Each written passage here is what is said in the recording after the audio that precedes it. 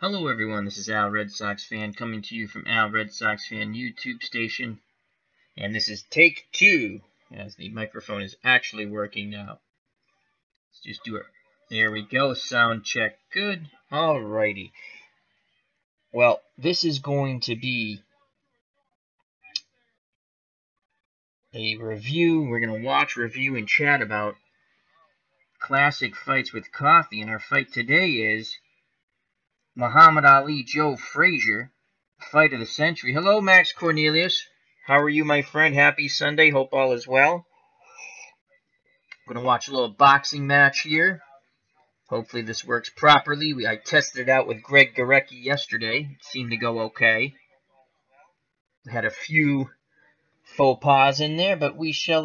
what we're going to watch is the fight of the century. First Ali Frazier fight took place Madison Square Garden, 1971, I believe. And there's a lot of good side stories there. I'm glad you're doing well, Max Cornelius. I'm doing okay. Thank you for asking. So with no more further ado, or whatever they say, let's go to the fight here. And I believe that's Johnny Addy, the ring announcer. So here we go. Hopefully this does work. Is in fighting terms, and this is the way. All right. He's wearing red trunks. He weighs 215, undefeated in 31 bouts, scoring 25 knockouts. Here is Muhammad Ali. So they're going to introduce the fighters. So that's Muhammad Ali. And let me just. Now let's introduce Joe Frazier, both undefeated. From Philadelphia, Pennsylvania. He's wearing green trunks. He weighs 205.5 pounds, undefeated in 26 bouts, scoring 23 knockouts. The heavyweight champion of the world, Joe Frazier. So let me just pause the fight for a moment, just give you a little bit of history on this. Muhammad Ali's boxing license was taken away from him because he refused induction into the United States Armed Forces as he opposed the Vietnam War. And his boxing license was taken away from him, and I believe he didn't fight for 3 years. He finally gets his boxing license back. Joe Frazier is now the heavyweight champion of the world. And this is a fight between two undefeated champions. And really a clash of cultures, the anti-war movement on Ali's side and the I don't want to say pro-war movement, but the ones who were not against the war in Vietnam on the Frazier side. That being said, Joe Frazier was chosen because he was against Muhammad Ali. For those people, what they call the hard hats, the blue collar. You know, they were all rooting for Joe Frazier, where the more anti-establishment were rooting for Muhammad Ali. So that's the backdrop of this fight. A lot of tension here with people. This was a huge fight between these two fighters, and it took on more than a sport. It took on a political overtone. And you can look this up online or read about it. It was a very... I think the only other fight before this had to be Joe Louis and Max Schmeling, and took up tremendous political overtone at the time in the rematch between Schmeling and Louis. And that's going to be one of the fights that we will watch in the upcoming future, both of them at the time. The first fight when Schmeling defeats Louis, and then when Louis gets his revenge in the rematch. So back to the fight here. So that's just a little overtone. I'll be telling you a few other funny stories about how they had to get Madison Square Garden from a performer who actually had a concert set on this date. So back to the fight. Again, they've just introduced Ali and Frazier. Let's enjoy together.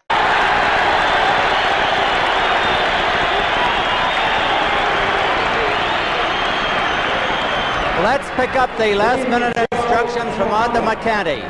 Since this contest is for the final determination of the heavyweight championship of the world, and feel free to jump in the chat and share your thoughts. To the rules of the New York State Athletic Commission. In the event of a knockdown, you must take an 8 count. The other man must retire to the neutral corner. 3 knockdowns in 1 round will automatically end the contest.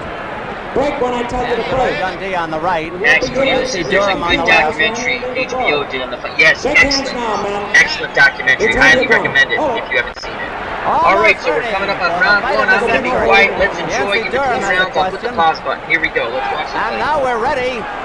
Hundreds of millions are seeing this bout around the world. A packed house at Madison Square Garden. Thank you, Max. Muhammad Ali in the red trunks, Joe Frazier in the green trunks. They appear very light.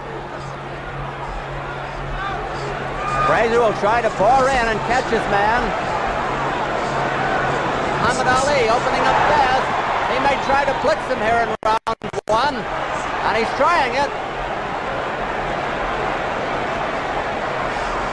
Muhammad Ali may try a blitz. He got in that good left hook.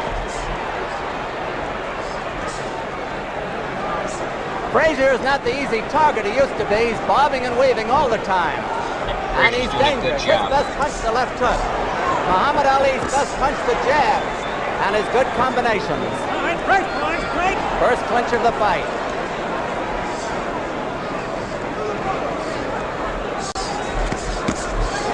That was a hard left hook that caught Frazier. You can see how Ali throws his two combinations and pushes Frazier's head down. Frazier is more vulnerable in the first round, and Muhammad Ali knows that. Ali still with the quick hands, little left hook there by Frazier. Muhammad Ali shakes his head and is warned for holding behind the neck.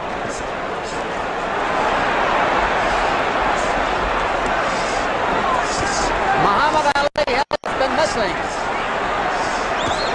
But that jab didn't miss.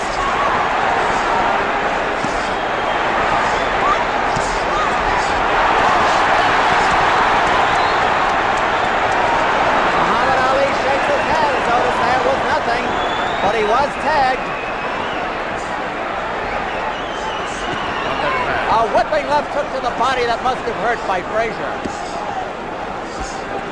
Now Muhammad Ali is finding the mark with those jabs. Good body shot there. And he gets caught on the ropes, which he should not do. 1 minute to go in round one. Frazier is smiling as he takes those jabs.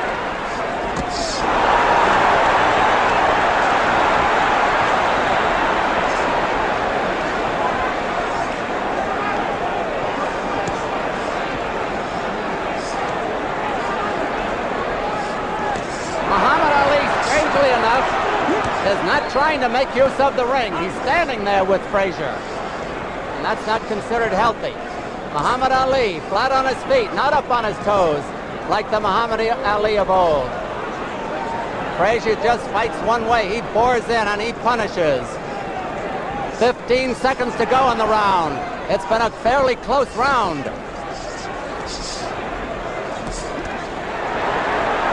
Frazier getting closer to the ex-champion. The round is almost over.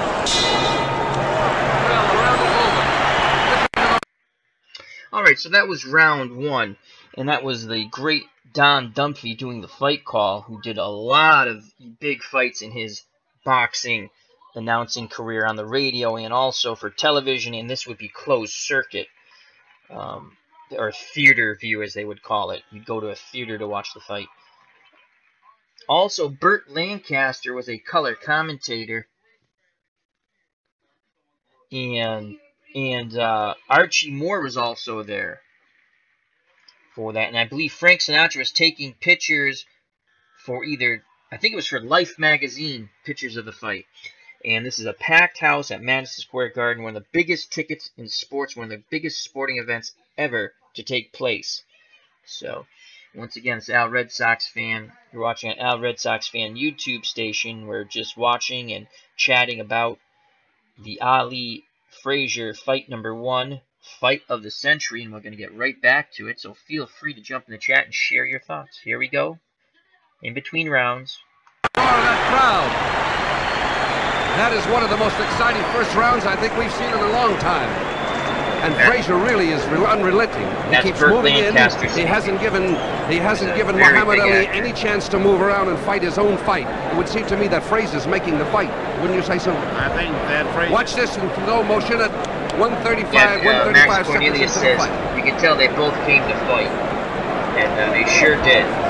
Done a good job of manhandling. And the other quick Joe is thing shaking here, his head, as you can see let me there. just pause it once more again. The other quick thing was Ali did not move a lot in this fight because he just wasn't capable of doing that anymore. In his second, this would be his second career after the 3-year layoff. He still moved, but not like he did originally when he first started boxing.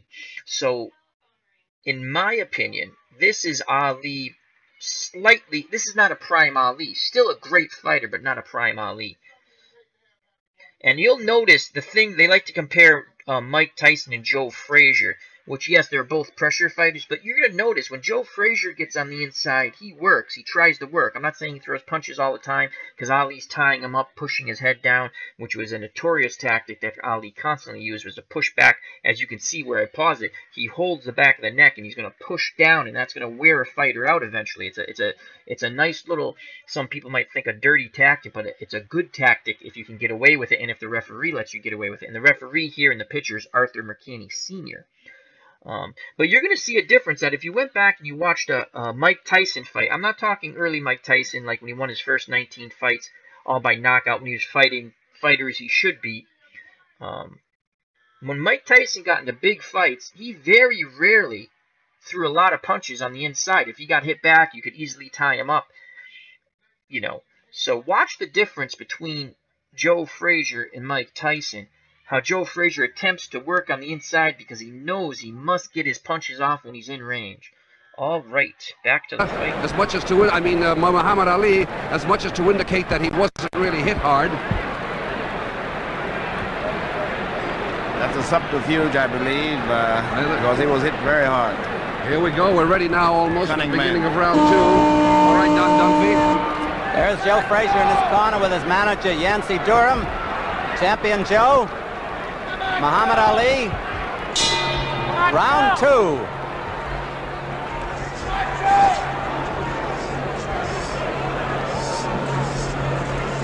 The Muhammad Ali that we remember 3.5 years ago was a dancer.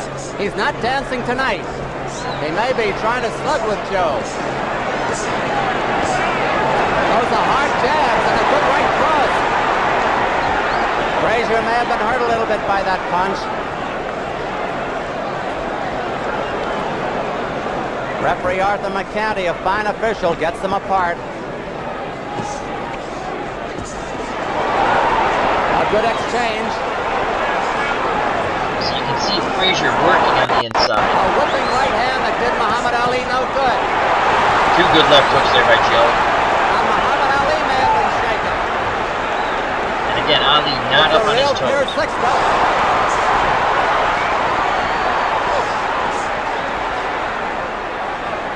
Muhammad Ali got in the best exchange, a good 1-2, a moment or 2 ago, as you saw. Frazier relentless with that pressure. And again, Frazier wants to work on the inside, Ali tying him up. Muhammad Ali is not keeping Joe Frazier away from him. However, he is scoring heavily. Round 2 is half over. Now Ali keeps him at the end of his punches. Good combos there. Frazier has taken a good battering in this round. Stop talking! And the referee told them both to stop nice talking. inside punching by Frazier. Absolutely. They have time for that. And that's my point. When Mike Tyson, let's look back and we're going to watch Muhammad that Ali fight. is punch-shotting Frazier with that right Tyson, hand, Douglas, getting you'll away see with the it. big difference. When Tyson gets hit, he turbos. And Muhammad Ali may be a little tired.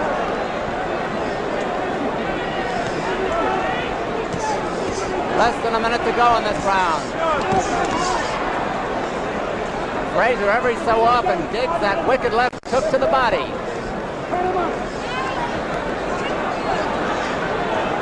It has been a dandy. Ooh, that must have hurt. Nice chopping right there by Ali, another one. Frazier has been hit with solid right hands that would have felled an ordinary man. 15 seconds to go in the round. Nice left hook. That was the best punch in the fight. That left hook.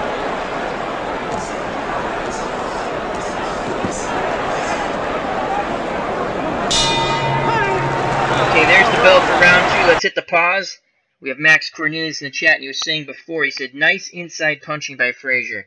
And that's exactly what I'm talking about. Joe Frazier works when he's on the inside. Is he always throwing punches? No. Sometimes Ali's tying him up. Sometimes he is tired, but he's always trying to work. He's always trying to work on the inside. My point being, I guess we're going to do a little compare and contrast between the way Joe Frazier fights his pressure fight and Mike Tyson. Mike Tyson fought more of a bully mentality pressure fight, where if he hits you and he hurts you, yeah, he's going to come on. But let's just, if you think back at the fights that Tyson had where he was challenged, think back. How well did he do in those fights? Not too good. He would start to pot shot and try to land the big punch, which is fine, but he didn't. If you go back and you look at his fights, he really did not work on the inside, Mike Tyson. Once he got inside, it was very easy to tie him up. Again, these are professional fighters we're talking about. So I'm not saying you or I'm saying a professional fighter. If you even go back to the Tony Tucker-Mike Tyson fight, in the first 6 rounds, Tucker gave him a lot of trouble, and then he ended up going the distance. You know, because Tyson eventually hit him, and Tucker wanted none of it. So when someone didn't turtle against Tyson, Holyfield beat Tyson twice. Douglas knocked him out. Those are the three fights I really look at. You know, so anyhow, Joe Frazier, again, good pressure fighting, and Muhammad Ali, again, not getting up on his toes. And if you know boxing, you know his second portion of his career, he did very little dancing. He would do it in spurts. So this really did give Frazier an opportunity to win the fight, because Ali's pretty much standing there most of the time. And again, you saw a combination in this round where he hit Frazier with a nice clean 1, 2, 3. I think the third punch really was a grazing punch, if not missed.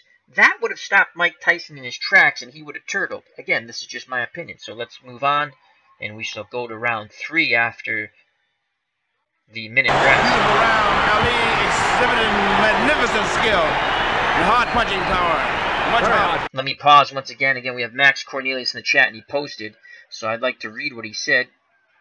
Max Cornelius says, yeah, Tyson was looking to knock guys out quick. Yes, and that's nothing wrong with that. But when he really never, in my opinion, never had a plan B. When he didn't knock you out quick, he thought his sheer force would overwhelm you. And it did for a lot of fighters.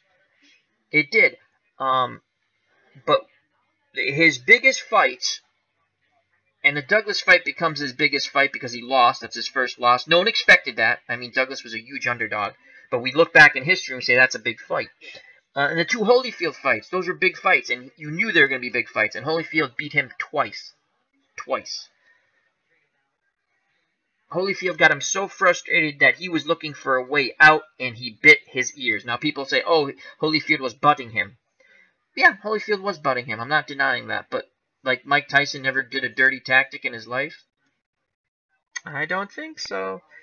I'm just trying to compare and contrast what we're going to do, what I want to do, what we're doing with this fight. We're looking at a fight here that Muhammad Ali loses. So we're looking at Ali's first loss, and eventually we're going to look at Tyson's first loss. And what we're going to talk about is who would we think would win between Muhammad Ali and Mike Tyson. And we'll go prime versus prime. This isn't even Ali in his prime. So Ali in his prime is like when he fought Cleveland Williams. Okay. Now, Ali in his prime did get knocked down by Henry Cooper, and I'll be truthful, I'm not a big Muhammad Ali fan. I'm a Joe Frazier guy. So, it's going to be a fun compare and contrast over these next few shows that we do as like what I like to call classic fights with coffee or whatever beverage of your choice. So, thank you once again to Max Cornelius, and Max, just feel free to keep commenting away. And once again, Max Cornelius said, Mike Tyson was looking for quick knockouts of guys. I agree wholeheartedly, Max. Watch it in the slow motion. Frazier with that left hook. That beautiful left hook. Now Ali comes back. I have to pause one more time because we have our good friend in the chat from the North, the Great White North, Canada, Greg Gurecki. And Greg, I'm not going to spoil it for you. I'm not going to tell you who won. As Greg knows who won. Greg's a huge boxing fan and also in the sports casting business and has met quite a few fighters in his day. So, thank you very much for joining myself, Greg, and Max Cornelius. So we'll go back to the fight. We're coming up on round 3 here. And what we're doing here, if anyone's just jumped in or watching later, I'm going to pause on occasions, when most likely between rounds. This is going to go longer than the fight because this is a discussion. We're watching the fight. We're going to discuss. And basically, this is a compare and contrast, what I'm trying to get to, with an Ali versus Tyson matchup. And then we're going to look at both their first losses. So.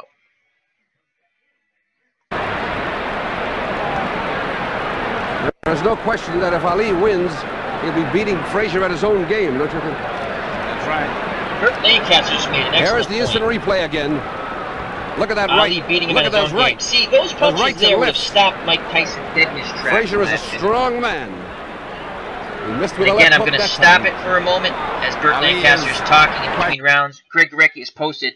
And I love this comment because Greg Gurecki is so right in my opinion. And again, you don't have to accept my opinion or anyone else's opinion. Have your own thoughts. But Greg says this: Mike Tyson never beat anyone that was a Hall of Famer in their prime.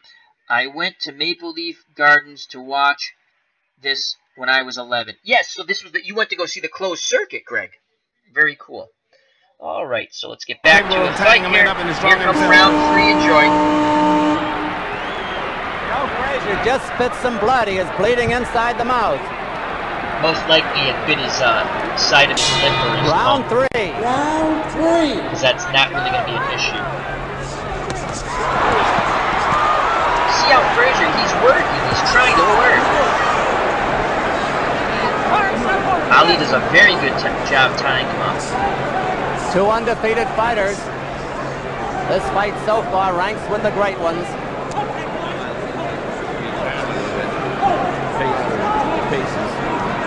Again, the referee tells them to stop talking, and they sure are fighting. See again, Ali always not trying to getting push that clean Frazier's neck shot at the down. body that he did in the earlier round. Nice tactic in there by round 2. Muhammad.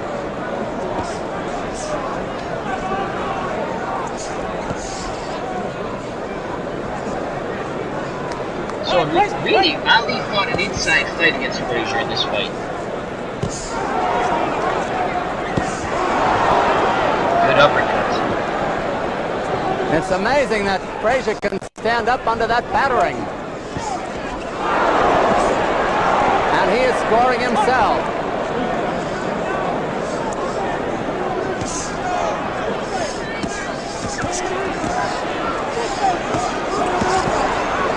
Now, Muhammad Ali's 3 punches telling in his favor. He has been keeping Frazier away with his longer reach. Well done, Dumpy. He's trying to keep Frazier away with his longer reach.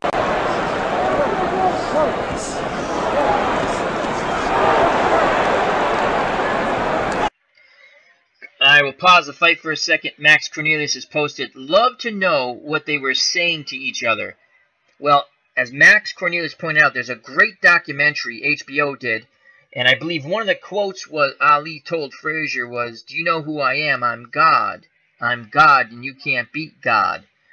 And Joe Frazier said to him, well, God's going to get his ass kicked tonight. Back to the fight.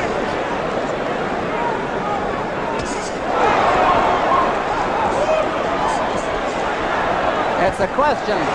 How many of those punches Frazier can take?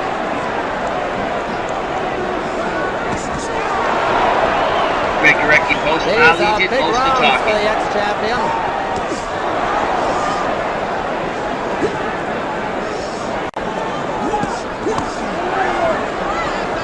Now Frazier is scoring. Yes, he did say that, Greg. In the documentary, He said they he would clearly go to the stated body, it. and he Great is. line. I laughed out loud when I heard that. Frazier making good use of that head on the inside. Half a minute to go in the round.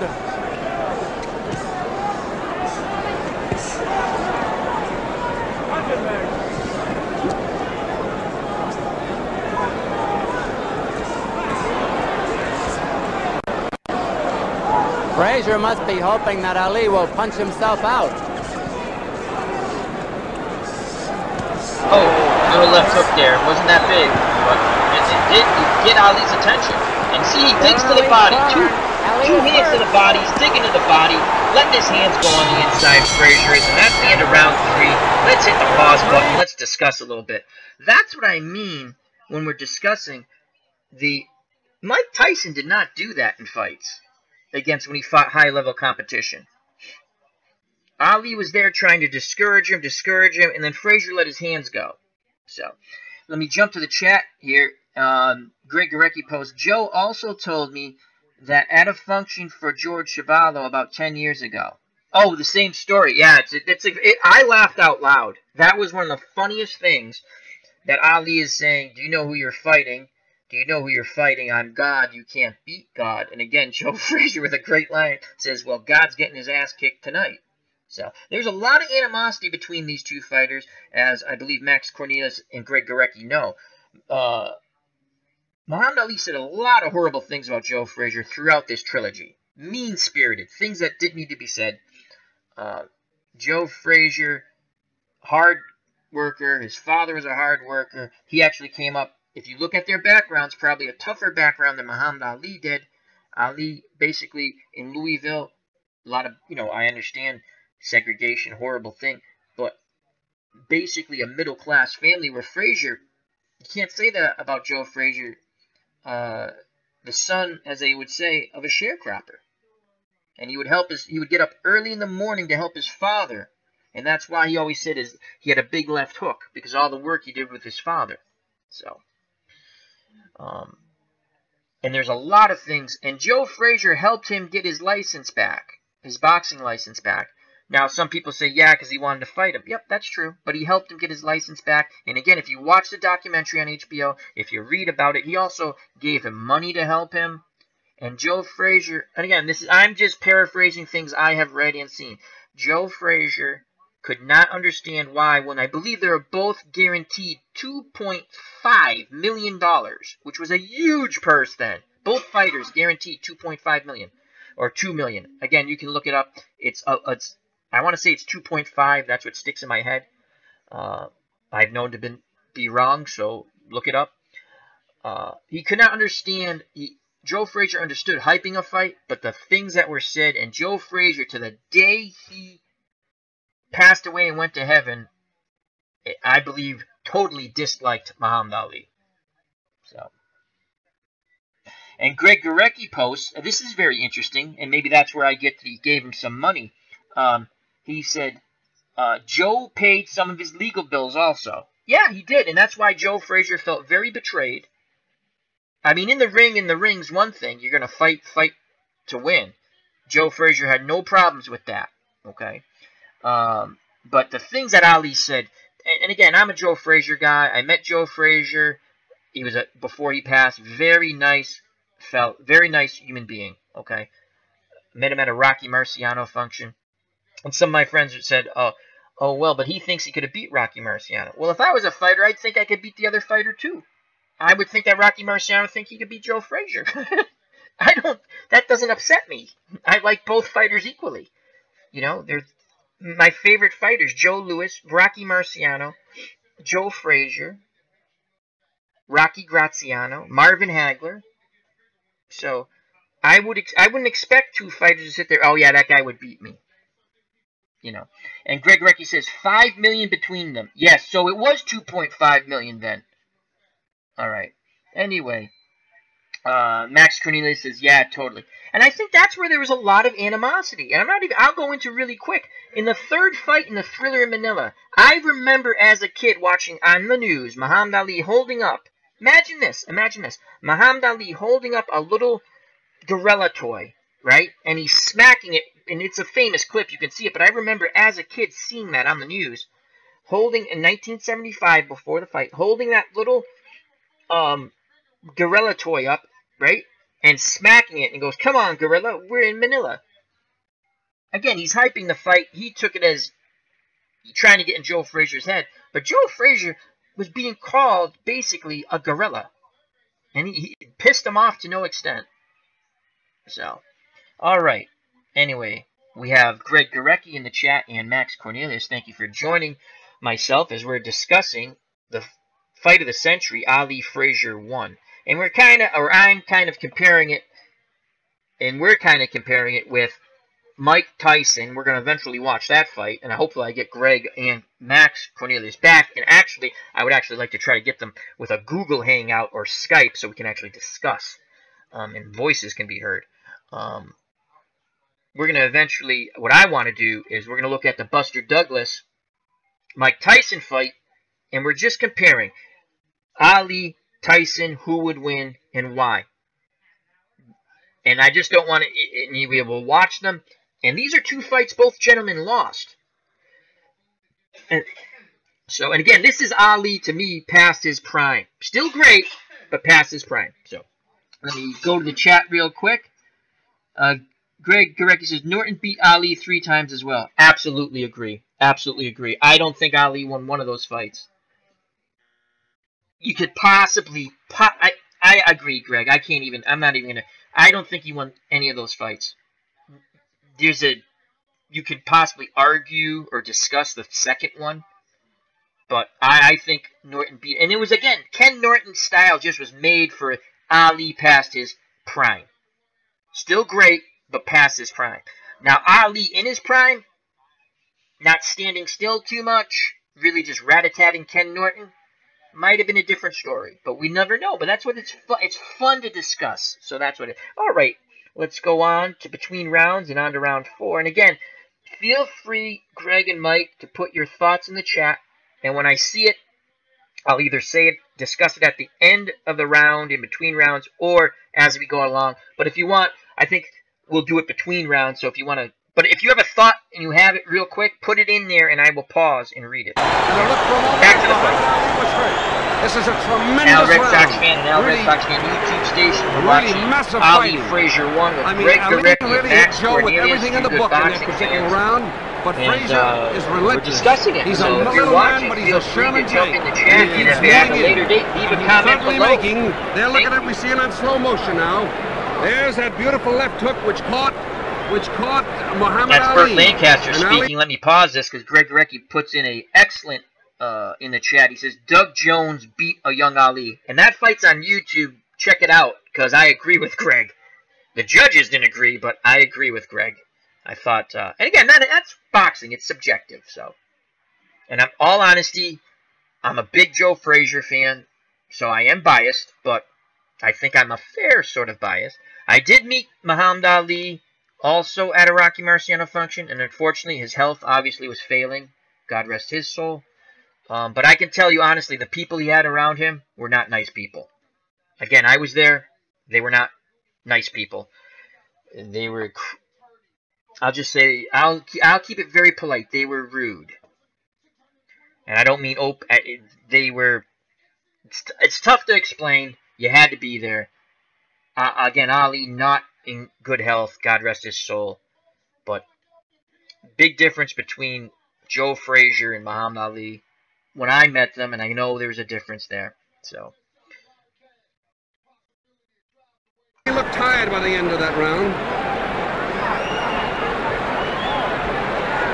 We're going to see now the last 10 seconds of the round. Again, Burt Lancaster. Ali is on the ropes. Very Joe famous begins actor. to really score with some of those beautiful shots to the body. Him and There he hit him with a left to the jaw.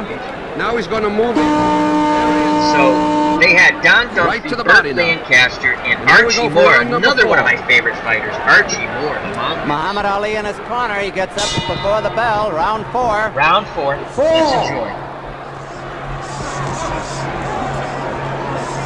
And Ali's going to start taking control, if I remember correctly. They're in Muhammad Ali's corner. Now they move out in the center. Ali moving just a bit more. Again, Frazier's trying to work, but you can see Ali maneuvering him. And he's just a little more movement now by Ali. He's going to be more successful. Muhammad Ali is scoring heavily, but he could get discouraged.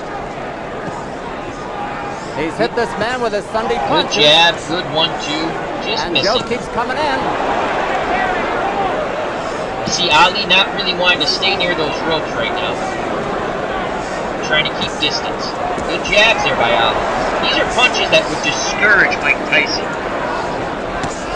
in my opinion. Joe Nice was 1-2. taking a battering. Anybody else would have been on the floor.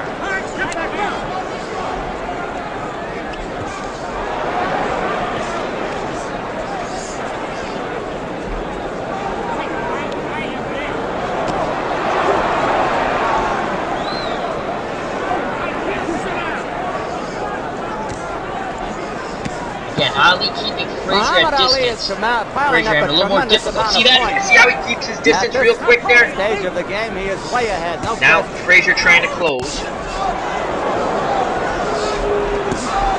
Even when he's on the good body shot by Joe.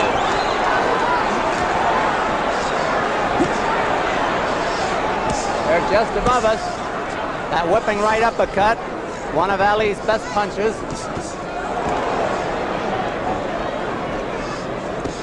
Ali keeping his distance much better. See, there it is, pushing down to the neck.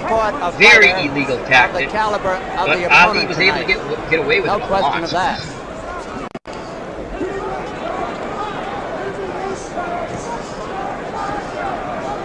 A minute to go in round 4. Nice little counter shot. Ali cornered on the ropes. And what he's doing here is he's able to keep Joe Frazier out of rhythm now.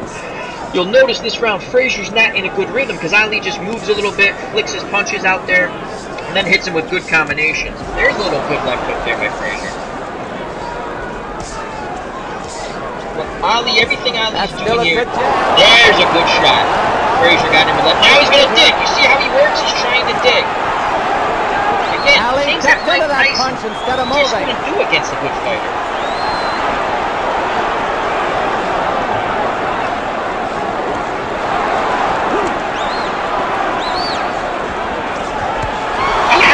Big left hook.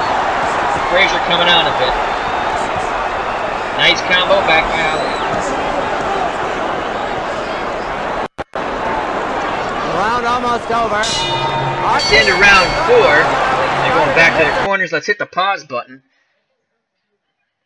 So what you saw in that round, again, in my opinion, from what I saw, is Ali a little more movement, a little more of keeping Joe Frazier off balance and not getting into a rhythm. Frazier, like with all boxers, or in any, especially in boxing, in a pressure fighter, you get into a rhythm. You want to let your hands go, get at the proper distance, and let your hands go. Ali did a wonderful job that round. And again, this is a past prime Ali, in my opinion. What a wonderful job he did with maneuvering him, with using leverage, and just moving him a bit. Now, Frazier got some punches in also. I'm not saying he didn't. But that was definitely an Ali round. And Ali just kept his distance a little more with slight movement. Not dancing. Just a little more movement. Tying up better on the inside. And then catching Frazier more often. Through that all, Joe Frazier is constantly putting pressure on Ali. Constantly moving forward. How many times in a Mike Tyson fight did you see Tyson just kind of stay on the outside with the taller, longer guy? You know, because he was, as Max Cornelius very correctly put, he was trying to load up and knock you out. And that's fine. But when that didn't happen, he really didn't have plan B. If Tyson just threw, when he got on the inside, just threw 1 and 2 to the body, how much of a better fighter would he have been? I honestly think Kevin Rooney was not a good trainer. Any trainer that uses that number sequence drives me nuts. You know, throw a 1-2-4, 1-2-4. Just say left, right. I don't know. That's just me. That drives me nuts. I don't like trainers like that. I'm a, God rest his soul, Emmanuel Stewart, big Emmanuel Stewart fan. Met him also at a Rocky Marciano charity function throughout the years when they used to do them when I was younger. Very absolutely wonderful to talk to. Awesome stuff. But Mike Tyson, if you hit him and you didn't let him bully you, he turtled. Go back and look at the fights. So again, what we're doing here, we're watching this, what I'm doing at least, and then we're going to watch, probably not today, but the Buster Douglas-Mike Tyson fight. A little compare and contrast discussion. We have Greg Gorecki and Max Cornelius in the chat. And Greg Gorecki has posted, Ali was only 29 in this fight. Yes, but the reason why, I guess the reason why I say past prime, I don't mean that as he was done. Obviously, he wasn't. It's because of I want to say it was a 3-year layoff when they took his boxing license away for refusing induction into the military. And he did fight differently when he came back. Now, maybe he would have anyway, if he had the wear and tear of those 3 years in the boxing ring. So we don't know. But we have Max Cornelius and Greg Gorecki in the chat. Some really good comments from them. I greatly appreciate you two gentlemen taking some time out. What are your thoughts so far on what we've seen of this fight? And where do you see the comparisons of, what are your thoughts on how would you see Mike Tyson fighting Muhammad Ali? So just a couple of things I'm throwing out there. I'll wait before we start up. Actually, I'll start it up, and if I see them comment in the chat, I will stop it. He did. Frazier hit him with a perimeter kick. So we're in between rounds here, coming up on round 5. A great round. A great round. The first part of the round was all Muhammad Ali, but Frazier kept pouring in relentless. Rain kept pouring right in. Then we're going to see it at 2:45 at the end of the round. 2:45 into the end of the round. Now look.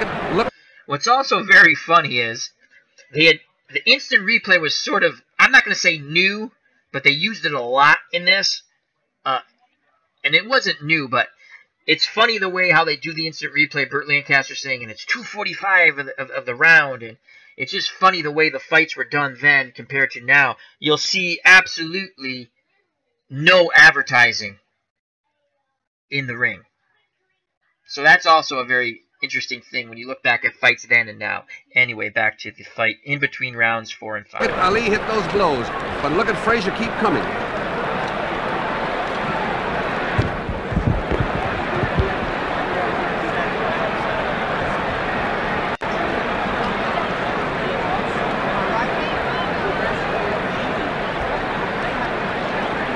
Now this is 35 seconds into the round.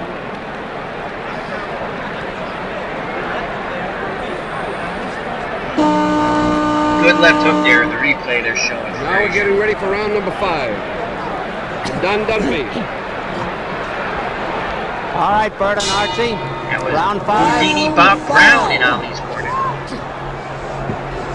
Let me quickly just stop this for a moment. Greg Gorecki's posted, and so has Max Cornelius.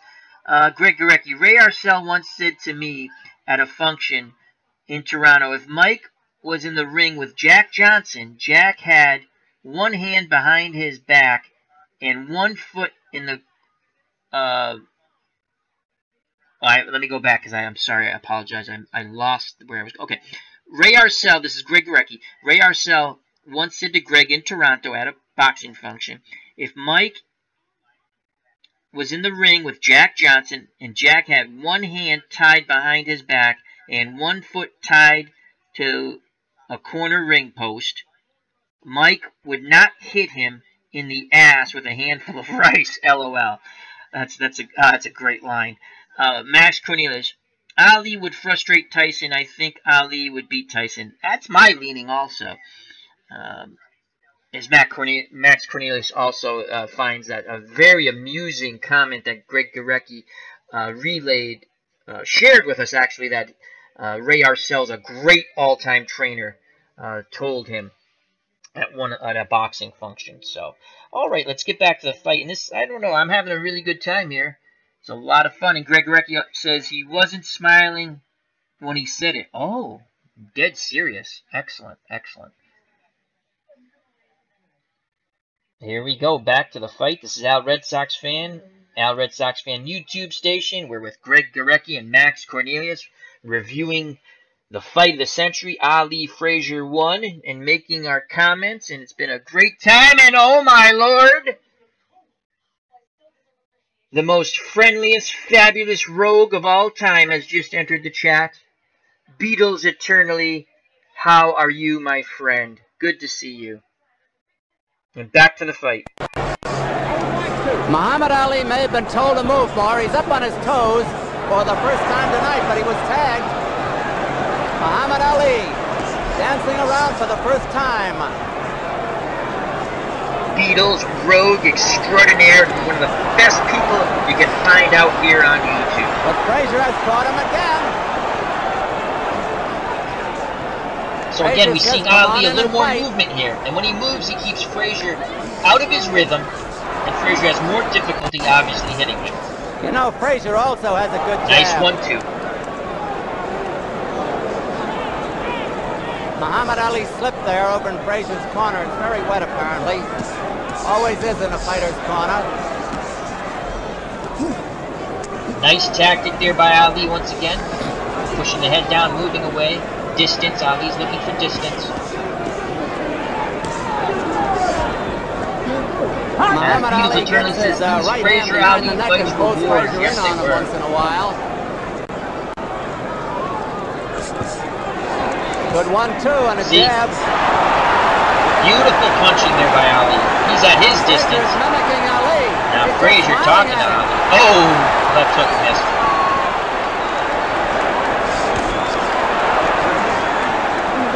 If anybody is psyched here, you see how Frazier's trying to work there. See, that's something Tyson would not do. Tyson just did not work as relentless on the inside as a Joe Frazier or even a Rocky Marciano.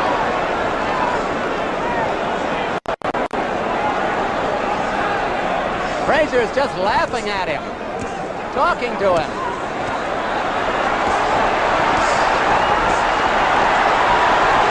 Not a good tactic keeping your hands down, Joe. You know, that's the way Muhammad Ali used to taunt his opponents. Excellent distance by Ali, excellent punching. And see, he's tying him up. Frazier's a little tired now.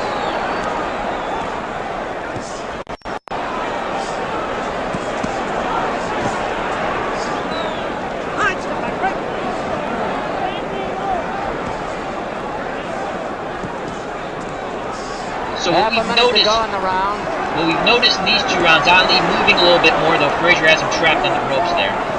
And Ali's been able to frustrate Frazier's rhythm.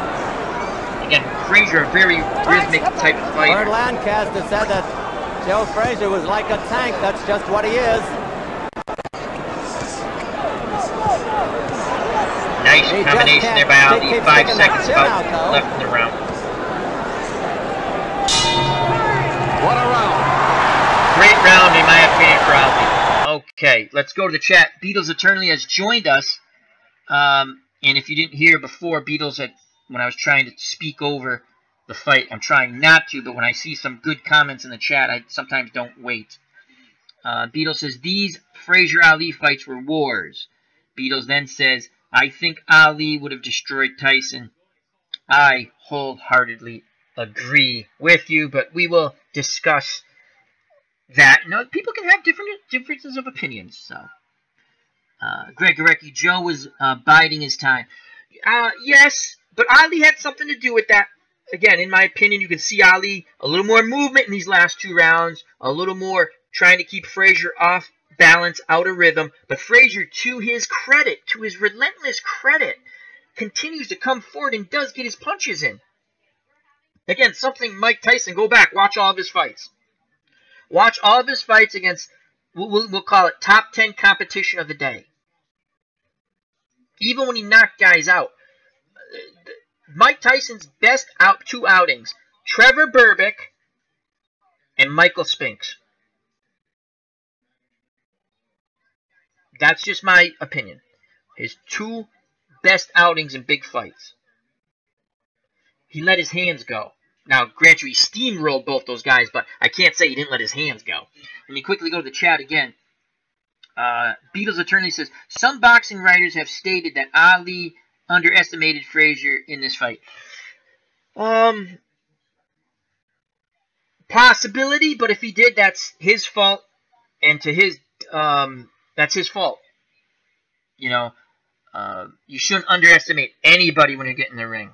I'll give you the best underestimated fight, and it's not Buster Douglas and Tyson, and that's a tremendous one. Tommy Morrison, if anyone remembers Tommy Morrison, and Greg Gorecki's posted, and I'm going to go to that real quick. Tommy Morrison, God rest his soul, again, Caucasian heavyweight, big puncher, not much of a chin.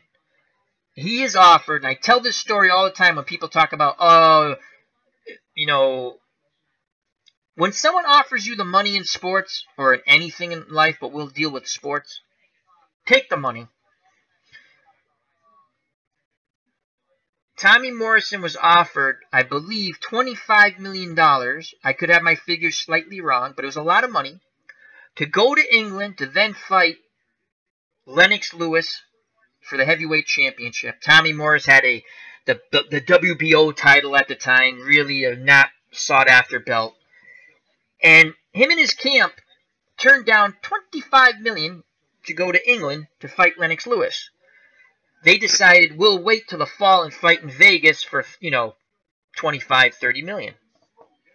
But they have to stay busy. They have to stay busy. So they take a tune-up fight, and the fighter's name was Michael Bent. Look it up. And the fight was on ESPN. Tommy Morrison made $1 million. And the moral of this story is, if someone offers you $25 million to go fight in the UK, which is a nice place, take the $25 million and go fight in the UK. Because Tommy Morrison got knocked out in one round. Okay? So he could have went to the UK and got knocked out for $25 million. Instead, he got knocked out for $1 million. And that's the moral of the story, boys and girls. You never turn down the money. Unless it's someplace you absolutely don't want to go fight. I mean, I could see if it was like, we're going to go fight in North Korea. Going to England. That's a bad business move on his part. And Tommy Morrison and Lennox Lewis would go on to fight, and Lewis crushed him. And Tommy Morrison, anyone know how much money he made? $5 million, I think, for that fight. So, in reality, Tommy Morrison and his camp lost $19 million for being stupid. Let's go to the chat. The round that just passed was round 5, Max Cornelius.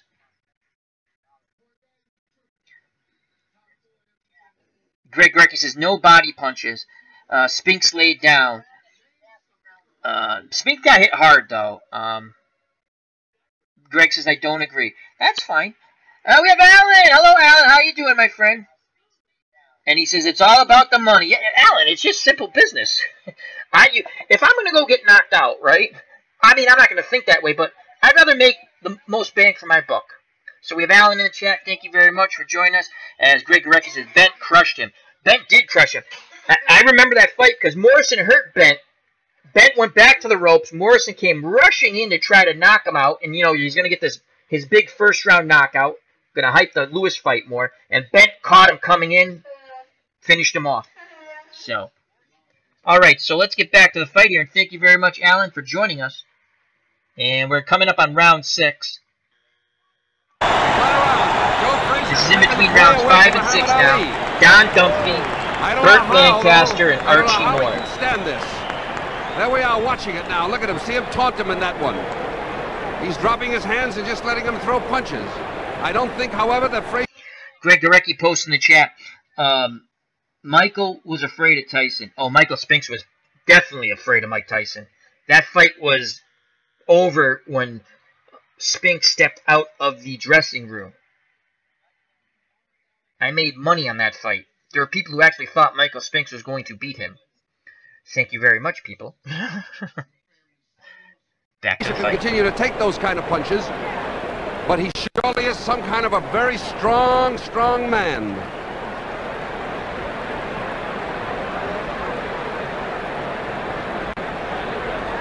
I think he's trying to psych him out, don't you? Well, it sure looks that way. That's Archie Moore speaking with Burt Lancaster. Joe Frazier, who's apparently kept a lot of anger against Muhammad Ali in his heart. And rightfully so. Ali said a lot of horrible things about him. Here we are, 40 seconds into the round.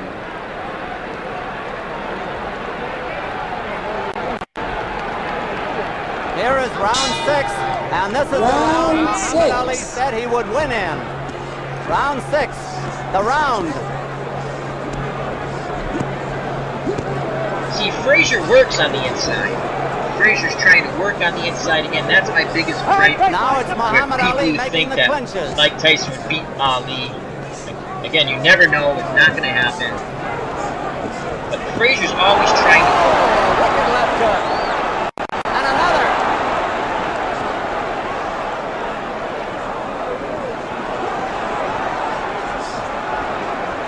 Frazier is trying to end it with one punch.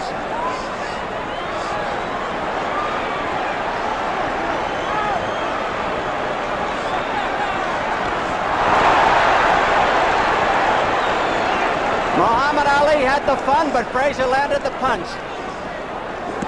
Good body shot. He ripped right under the elbow as he's catching him. Now it's Frazier doing the pot shotting as Muhammad Ali tries to hold on. 2 minutes left in the round. Excellent point, Beatles. I'm going to read that out in between rounds.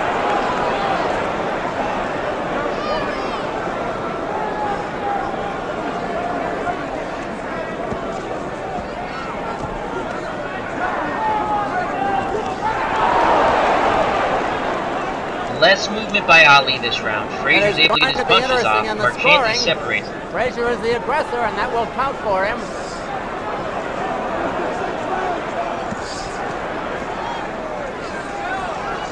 Again, this was the round that Ali predicted he would knock Frazier out.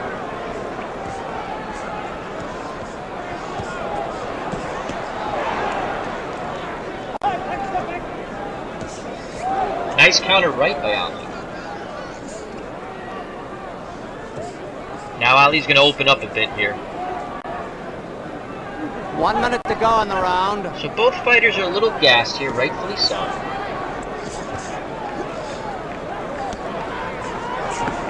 I get the feeling that they're both tiring a little bit.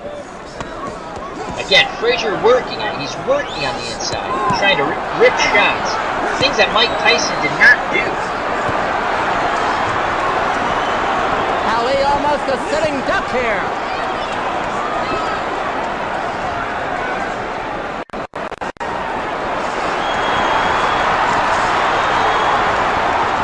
Ali fans cheering that Frazier has to rest a moment.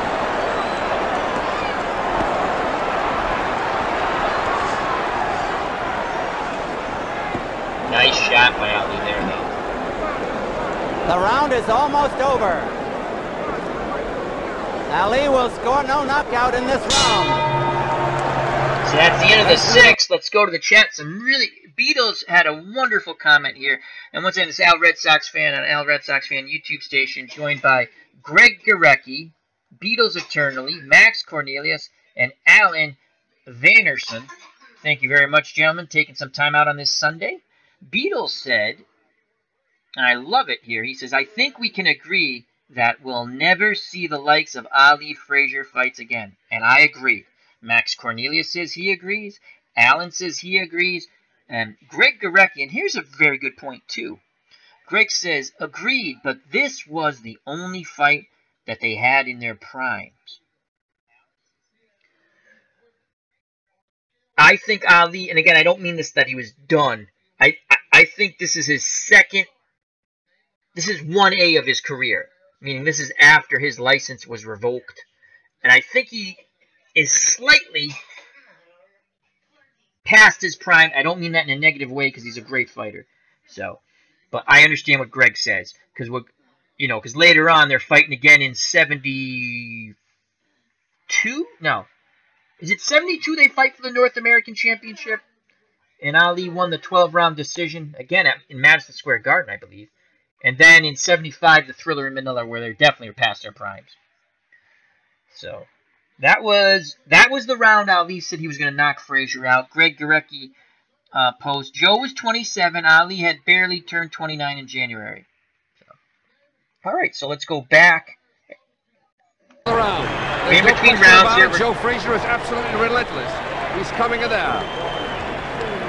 We're going to show you 20 seconds into the round, the slow motion. I just love when Burt Lancaster announced the time just relentless, for the pouring slow it motion. on in there. I find it amusing. For a while, Ali tried to move around, Again, but he's not Don going to be able to move Dunphy, around like a Burt bull. Look at that Lancaster, again. Archie Moore He's just in there. are Joe the is announcers. just murder. Bob murder. Dunphy is the play-by-play, blow-by-blow commentator, with Lancaster and Archie Moore as the color commentators. This is 2:25 now into the round.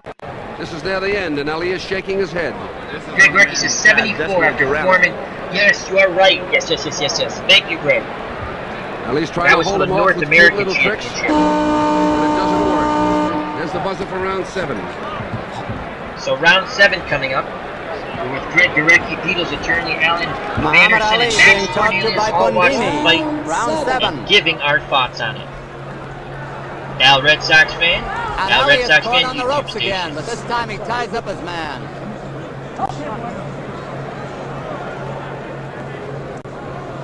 Ali seems to move a little bit more. Ali playing the crowd again. See how he has that hand right behind the neck. Must have. Great tactic. Great tactic that he never got called. Frazier smiling again. I asked Archie Moore between rounds if maybe Frazier was punching himself out. Archie said he didn't think so.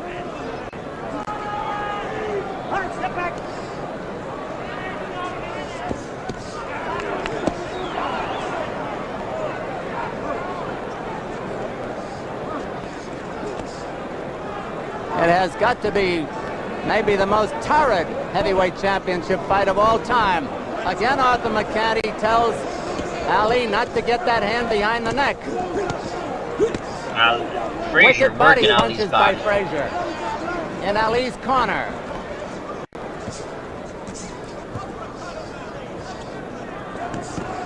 Yes, Max Cornelius, this was Ali's third fight back. He defeated Jerry Corey, TKO 3, and then he stopped Oscar Bonavena at Madison Square Garden, TKO 3 knockdowns in the 15th. Round Gil 7 half Clancy over. trained Bonavena for that fight. The Argentinian heavyweight.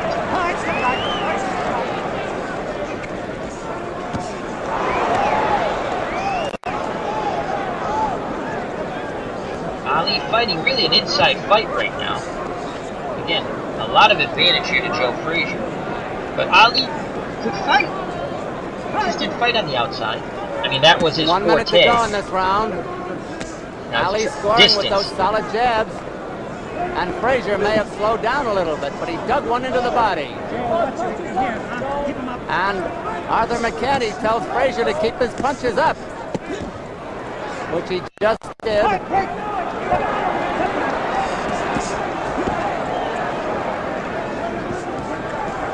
So both fighters seem winded in this round, though they're still throwing punches. See, so Ali lands his combination, quickly tries to pull Frazier's head down. Now it's Ali dropping the hands. Frazier still Frazier digging that smartly body. goes for the body there. Well for Ali that I think he's missed. going to catch him. That didn't. Ali shakes his head. The round is almost over. Frazier dig into the body. There's the end of the round. Round 7 is over. So we're going to be in between round 7, coming up on round 8. Let's pause it. Let's go to the chat. Max Cornelius had asked, this was the third fight back. I answered it. I didn't know if anyone, let me just say, yes. In his first fight, he beat Jerry Corey, who was at the time the #1 ranked heavyweight. He beat him in Atlanta, Georgia, TKO 3 on a cut. And then he would fight Oscar Bonavena, and he'd stop him. 3 knockdowns in the 15th round. Bonavena gave a pretty good performance. Gil Clancy trained Oscar Bonavena for that fight. And the way he trained Bonavena was, you have to play last tag, or you have to punch when Ali punches, because he was telling Bonavena that you're not going to hit him once he covers up. So, and Bonavena got into the 15th round. A lot of trash talking before that fight between Bonavena and Ali. Beatles attorney says, have a world of respect for these two warriors. Absolutely. Nothing but respect for these two fine pugilists who are now both in heaven, in my opinion. So, alright, we will move back to the in-between rounds. Funny thing, I want to share this story before I forget. So this fight is scheduled. Again, Max Cornelius brought up the documentary that HBO did. Absolutely fabulous documentary on it's called, I believe, The Fight of the Century. Again, this fight took over. It wasn't just a sporting event. It had a lot of political overtones, a lot of cultural overtones. The counterculture was with Muhammad Ali. The working class was with Joe Frazier. Whether Joe Frazier wanted that or not, they chose him. They saw him as the harder working person, the person who went in. who wasn't braggadocious, and they sided with Joe Frazier. A clash of cultures. I'm not saying that's what Joe Frazier said. This is how people divided the fight. Counterculture with Ali, you can easily see that. And the hard hats, or however you want to put the blue collar people, the people who get up and go to work every day, with Frazier. Okay, Ali said a lot of horrible things. I went through it a little earlier in our broadcast about Joe. Bad things. Again, I don't care what anyone says. I think Joe Frazier, God rest his soul, to the last breath on earth, had total disdain for Muhammad Ali for the things he said. After Frazier and Greg Gorecki, if you go up earlier in the chat, pointed out, as I also stated, Joe Frazier helped him get his boxing license back and gave him money, and Greg Gorecki said he paid for some of his legal bills and expenses.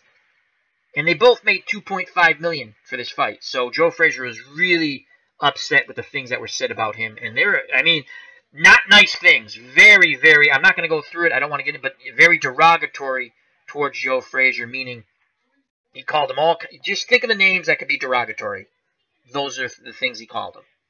So, let me go to the chat real quick, and then I'm going to get to the funny story that I keep forgetting to tell. Beatles Eternally says, I got to know Frazier. I'll have to share a few stories sometime. Excellent, Beatles. Excellent. All right, Beatles, you're going to like this. And again, if you saw the documentary, again, Max Cornelius, the one from HBO, like Max Cornelius stated earlier in the show, I'm sure you can find it on YouTube. Check it out. Absolutely great documentary, Fight of the Century. A lot of backstory. A lot of the history of what was going on during this time period. The Vietnam War, Nixon, the counterculture, protesting against President Nixon, so on and so forth. You know, tradition being ripped down, people felt. You know, so a lot of sides were taken on this fight.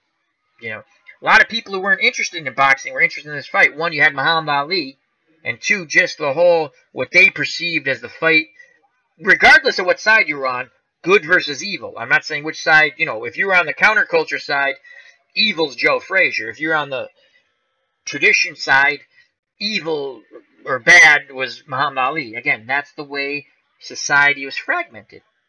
So, but the funny story, on a lighter note, James Taylor was scheduled to have a concert on this day at Madison Square Garden. So when they made the fight, and again, I think you can just type this in on YouTube, James Taylor, Fight of the Century. I'm sure there's a clip of it. It's pretty funny. At least I found it amusing. I still do.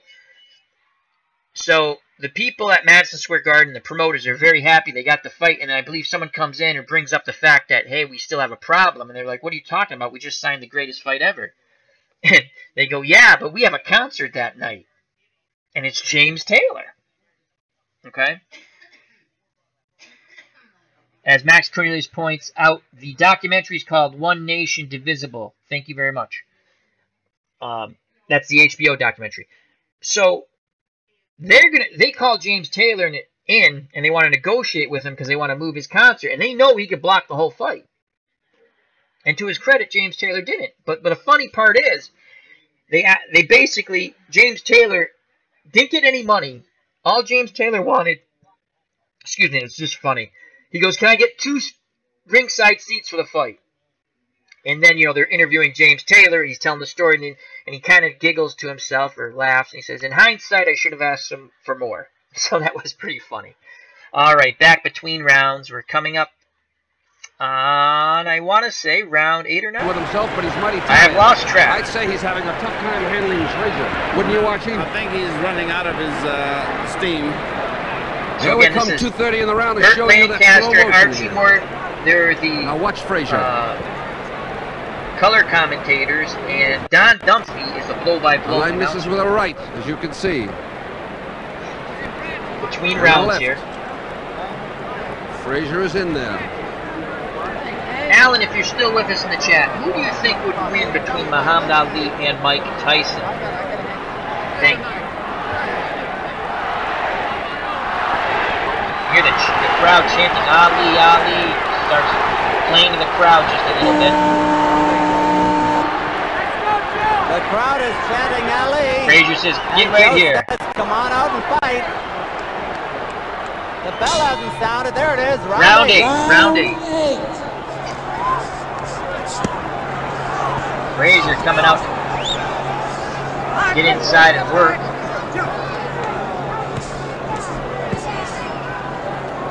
Allen says, I gotta go with Ali. That's what we've all got. Great athletes.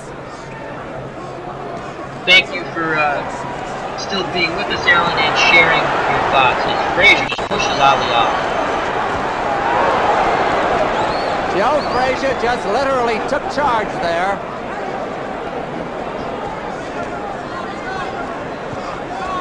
Now Muhammad Ali is piling up points with those jabs. Don't forget that. That was a cute move by Ali. Jabbed and yanked his head down.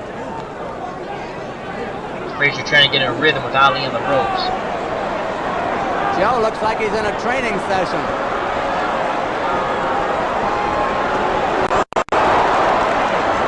Now he tries to rip punches.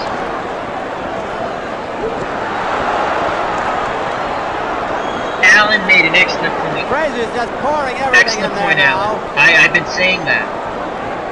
And I'll read that punches. In between rounds. Great punches. Point. Great point, Allen.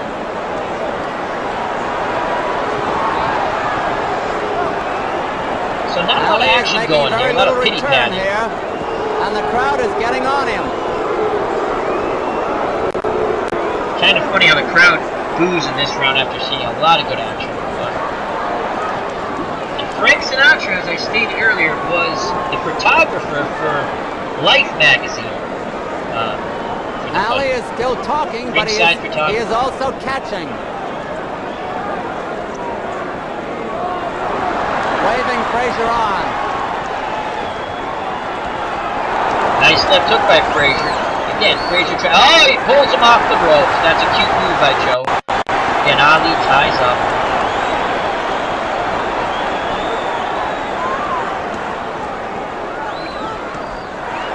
I don't know anyone who gets the sheer joy of combat the way Joe Frazier does. Joe Frazier, very, very tough human being. Some are landing on elbows, but some are getting in. This is a round that looks like both fighters took off. There it is. Frazier still digging that shot right below the elbow to the bottom. Half a minute to go.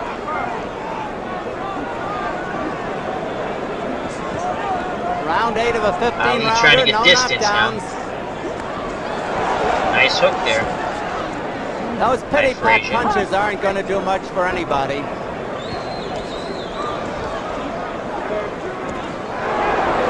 Round almost over. All right, let's hit the pause button. What do you think of this? Let's go to the chat. A lot of good stuff there in the chat. That was basically them taking a round off, you know.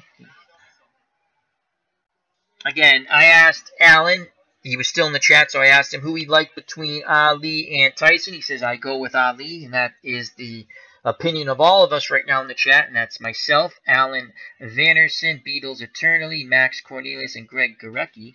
Allen also says, Tyson didn't really work inside. I totally agree. I brought up the Holyfield fights and the Buster Douglas fights, when Tyson got inside against a good fighter, you could easily tie him up. He didn't throw punches. And I get it. That's the job of the other fighter. But if you watched here, Joe Frazier fighting one of the greatest fighters of all time, he's still trying to work on the inside. Go back and watch a Rocky Marciano fighter, any pressure fighter, a good pressure fighter. They don't even have to be big punchers. I'll give you a great example. You probably, unless you're a real boxing, hardcore fan, you might not have heard. Vito Anafirmo, who had a draw with Hagler, really lost, but hats off to Vito for going to 15. And then Hagler TKO'd him at the Boston Garden, the rematch. Vito did not have a big punch, but he was tenacious, and when he got inside, he was going to work. Now, he was a mauling, brawling type of fighter. It wasn't really pretty, but he worked, and that's my point. And Allen brings it up. Tyson did not work on the inside. Excellent point, Allen. Allen also says, just moved forward and did power punching. That works wonders, and you're right. That works wonders in a video game, but not in the box. Again, if he hit you and caught you, he was going to finish you off. That's why if you put Mike Tyson against anybody in history, like with any big puncher, you put him against anybody in history, if they catch you, they could hurt you and knock you out. That's why, again, my opinion, Ali could beat him. would beat him. It's fun to discuss. But if Tyson hits him, you know, could he knock him out? Absolutely. Tyson could knock anybody out if he hits you right. Beatles Eternally says, the full documentary is on YouTube. I've just marked it to watch later. Beatles, it's an absolutely fabulous documentary. Highly recommend it. Highly recommend it. Just the total history, what's going on in the country, the division in the country, unfortunately. And you, again, I'm biased. I'm a big Joe Frazier fan. I met the man. I liked him a lot. I liked him before I met him, and then when you meet and again, you could say, my friend goes, well, maybe that's not the way he really is. All I know is he treated me nice for the 15 minutes I got to talk to him, and that's very important to me. Okay, so God rest his soul, I love Joe Frazier. Okay, so that's what I can judge him on. I can actually say I met the great Joe Frazier, and he was a wonderful human being. For 15 minutes of his time with myself and my brother, he talked with us and my friend. And he paid attention. So that goes a long way in my book. The documentary, well worth it. Alan, definitely check it out. Max Cornelius says, it's a good documentary. Absolutely. Beatles Eternally. Tough and with a heart bigger than Mount Everest. Absolutely. Greg Gorecki, Jake LaMotta. LaMotta would have murdered Tyson. I don't think so. But again, middleweight, heavyweight. LaMotta was a great pressure fighter. Yes, and not to go off topic, but that's a good point.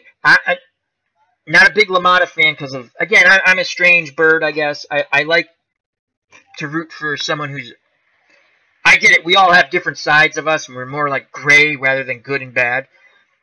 LaMotta was not one of the nicer individuals, that's all. I'll keep that at. I was more of a Rocky Graziano guy. Again, both went to reform school, both went to jail, it's just the way they changed their lives. Again, yes, not a big puncher, Jake LaMotta, and yeah, Jake LaMotta had that nice little thing where he actually had a really good jab, Jake LaMotta.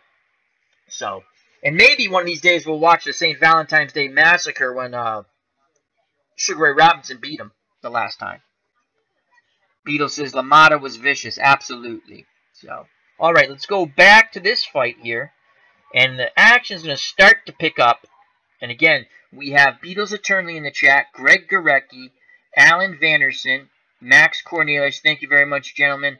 I hope you're having a good time. I'm having a good time. We're talking boxing. And what we're doing here, if you're watching at a later date, or if you're watching and you haven't jumped into the chat, feel free to jump in the chat. We're kind of just discussing, basically my idea is how Mike Tyson, and again, this is a fight Ali loses, and that's why I picked this fight. Because I'm going to show you Ali, and again, we're all boxing fans. We know what happened here, but we're going to watch this fight that he lost. And my point is, could Mike Tyson do the things that Joe Frazier did to Ali in this fight? I personally don't think so.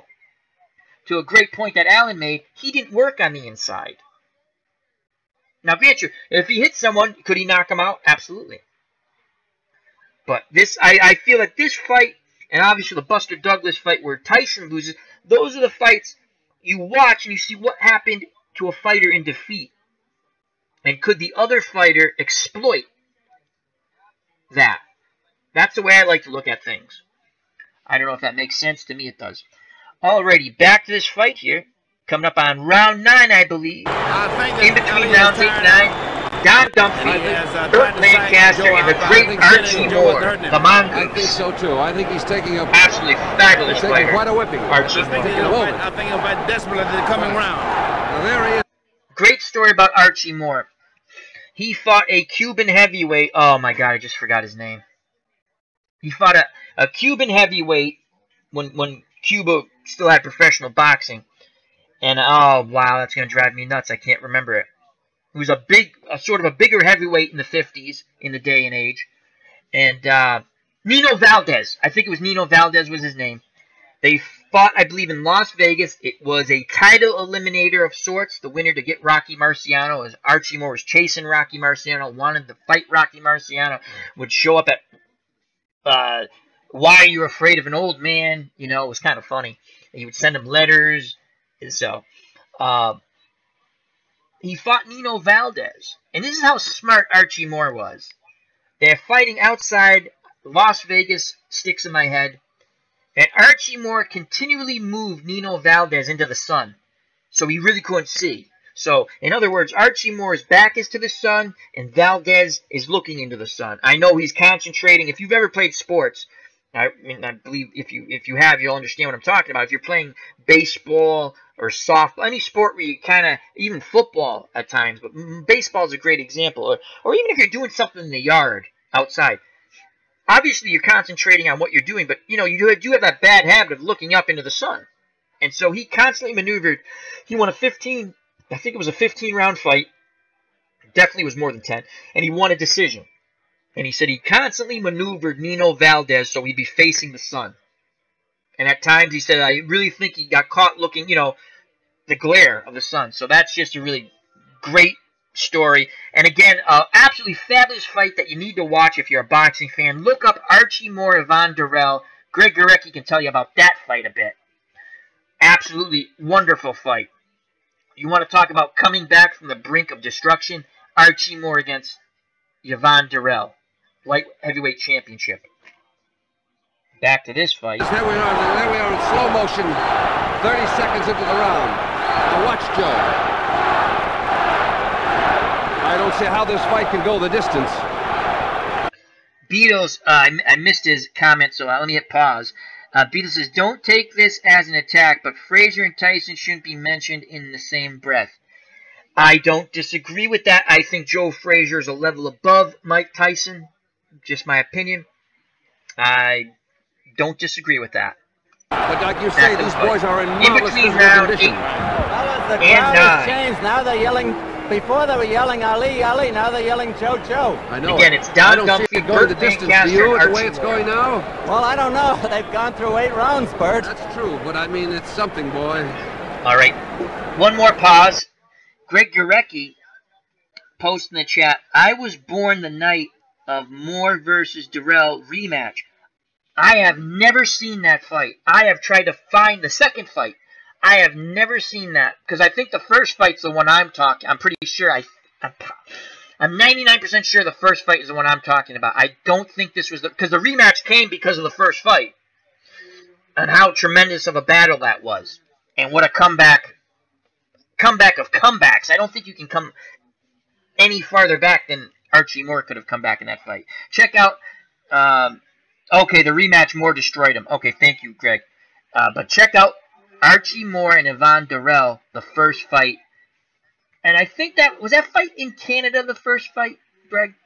All right, we're moving on to round 9. They could both punch out. Here we go. I believe this is round 9. Frazier off his stool. Joe Frazier's corner, Yancey Durham setting him up for the next round. We're here with Greg Gurecki, Beatles attorney, Alan Vanderson, and Max Cornelius, all enjoying Frazier is the this fresher fight. of the two, no question. Round 9 of a 15-rounder.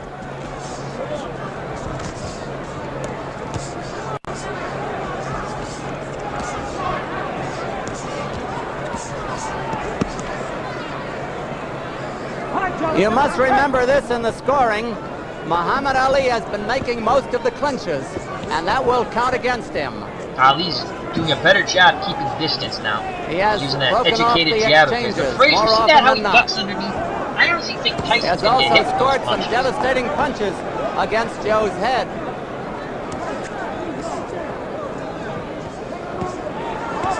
Remember, against Oscar Bonavena, Muhammad Ali had enough left in the 15th round to score a knockout.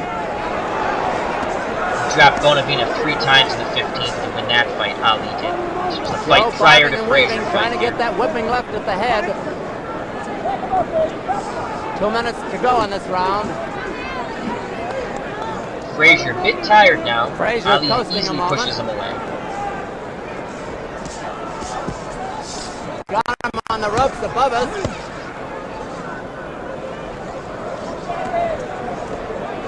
Frazier looking to take more of a breather here.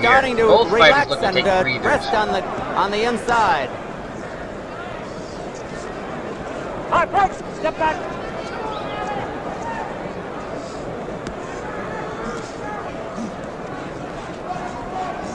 Frazier trying to get that left hook to the head and takes punches in return. Come on, man, get out of here.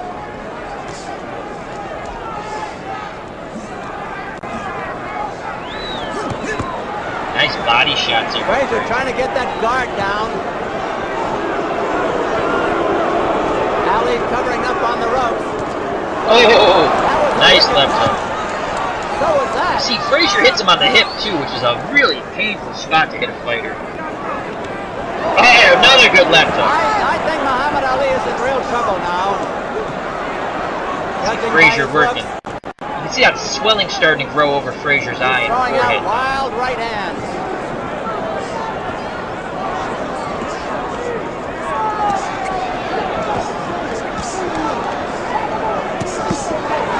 And Muhammad Ali comes back. He's got a great reserve.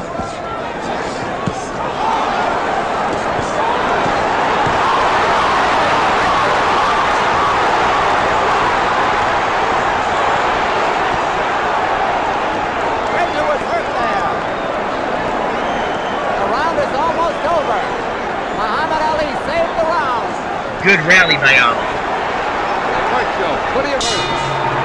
Nice shot right at the bell. Sports fighters say the hell with you. Wouldn't you say? So that's the end of round 9, moving up to round 10.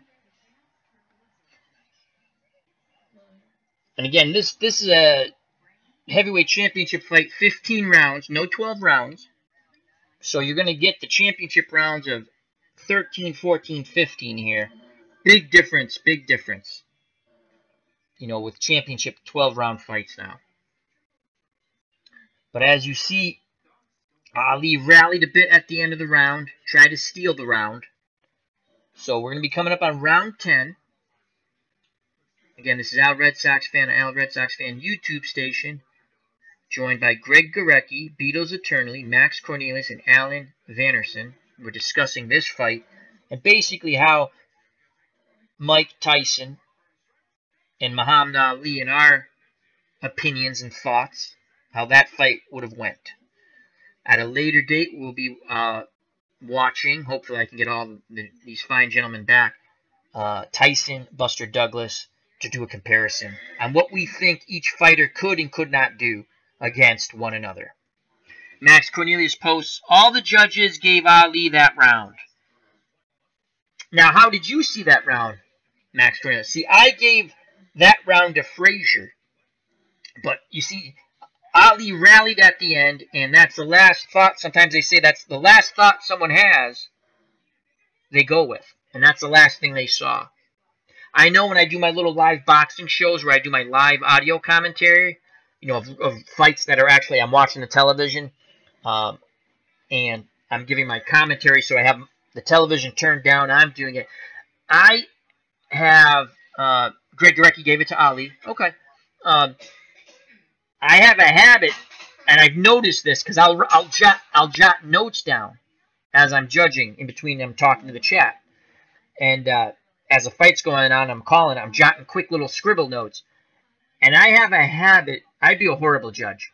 I mean, I think at the end I can pick who won, but round by round, sometimes if someone does a little better than I think, even though if they probably lost the round, I was like, oh, that fighter did a little better, and that sometimes sways me. Max Cornelius says Frazier. So Greg Gurecki says Ali, I say Frazier, and Max Cornelius says Frazier. See, that boxing is very subjective. You can see things differently. So we're going to move on. Again, we're coming up on round 11 or 10. This is in between rounds. Don Dunphy, Burt Lancaster, and Archie Moore. And I still get a kick out of the slow motion when they talk about it. When they give you the time of the round. I just think it's funny. So. And Beto says Ali. So what does Alan say for this round that just passed, if he's still there? So Max Cornelius and myself say Frazier, Greg Gurecki, and Beatles Eternally, say Ali.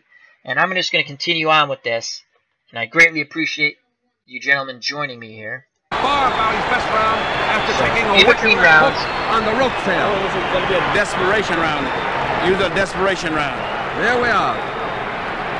Well, there you have it. Alan Vanderson says Ali. The round goes 3-2 to Ali. Great stuff, gentlemen. Great stuff. Again, thank you and hats off to Alan Vanderson, Max Cornelius, Greg Gurecki, and Beatles Eternally. Makes it fun. On a rainy Sunday late afternoon, early evening here in the state of Massachusetts, USA. Now with the slow motion. Look at Ali go. Look at him go. Look at him. As Archie said, it's a desperation round. Joe seems to be a little tired now. And yes, I thought Joe looked a little tired. Being refreshed. That's birthday Catherine. Did you think so, Don? I think Muhammad Ali summoned great reserve and just when he seemed to be going out, maybe. Right. As Beatles Attorney says, this is fun. Thank you. That's what it's about, having fun. Again, this is going to go longer than the actual fight, but we're discussing things back and forth. I'm enjoying it. You're enjoying it. Hopefully everyone else. Max Cornelius says, way fun. Thank you. That's what my channel is, and pretty much everyone I follow on YouTube's channel is about is having fun and discussion. So here we go, back to the fight. I will be right back with you in a moment, but I'm going to play this through. What a fight. What a pace. I've never seen a pace like this. Archie, have you ever seen a faster type of fight than this? No, never. This is a beautiful thing. The only man could do this thing was Henry Armstrong. You heard that? Only Henry Armstrong could keep this fight at pace. But two big heavy boys like this is quite remarkable. Round 10. It's scheduled for 15. Now let's see how that punishment affected Joe Frazier. He's probably been told to stay in close now to nullify that long-range hitting of Muhammad Ali.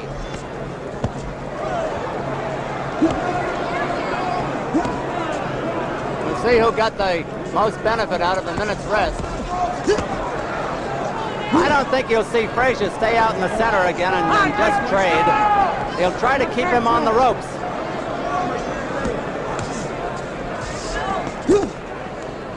Frazier grunting as he comes in with those punches.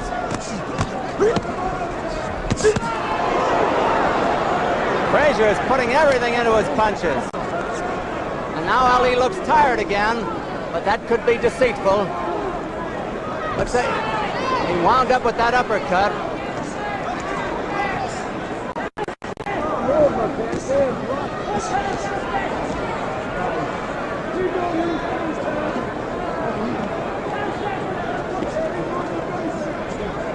Frazier trying to get Muhammad Ali to the ropes again.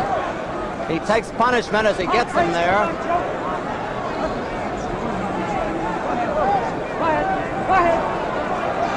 What's going on here? Frazier may have something wrong with his eyes.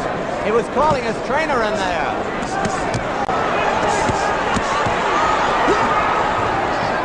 Frazier may have something in his eye. Yeah, those are some good body punches there. Ali's coming at him now, but Frazier's trying to nullify it. So Ali's tiring here. Frazier's putting his work to the body. Excellent work to the body. Allen says, yep, brutal. For a moment, I thought Joe was going to walk out of the ring.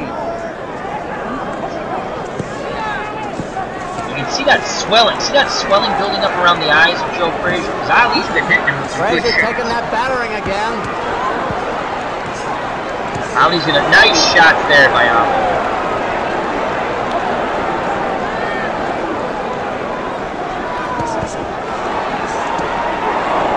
Good left hook. After Ali hit him with a 1-2. Frazier. Oh my God. Devastating body punch. Half a minute to go in the round.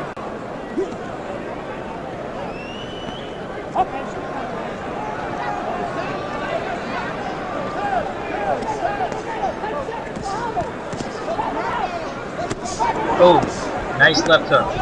That's Frazier. Round almost over, as you see.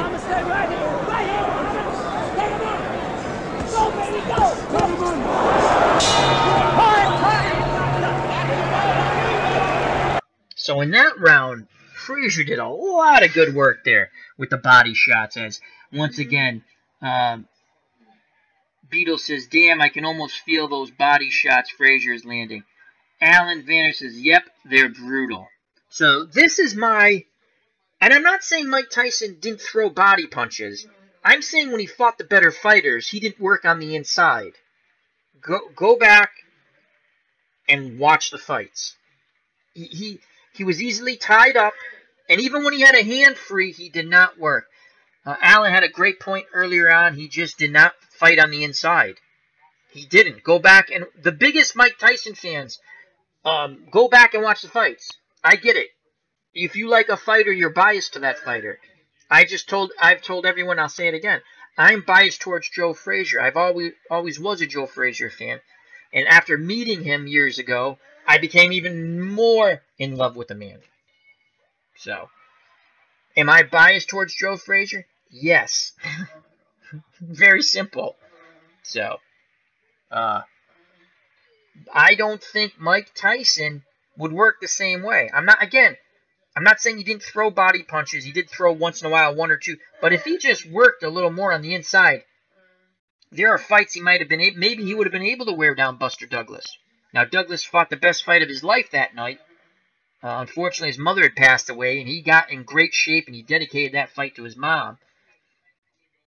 And he fought the best fight. Douglas was very good that night. Extremely good. Max Cornelius says Frazier 2-1 by the judges for that round. Thank you for that information. So there was a judge who gave Ali that round. All right, we're going to move on with the fight. And again, if someone posts, I will pause in between rounds. And thank you for staying with me. I did let the fight run on, as no one wants to hear me babble. I had to help out my mom. All right, here we go. In between rounds. Another great round. And another and again, Don Dunkley, Burt Lancaster, and Archie Moore. The great light heavyweight champion, Archie Moore. I mean, Ali seems to be coming back in kind of a way. He came in with some beautiful combinations then. There was a peculiar thing happened there when Joe looked to his corner as though something was wrong, and the referee waved them on. Here we are, 125 into the round that you just saw, and now we're looking at it in slow motion.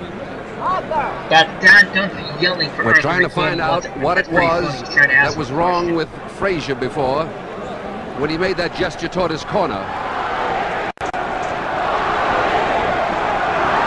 You can see that swelling building up around Frazier's eye and forehead. This is 2:20 in the round now. 2:20 and 2 minutes and 20 seconds into the round. Now here's the buzzer for round 11. So we're coming up to round 11 here.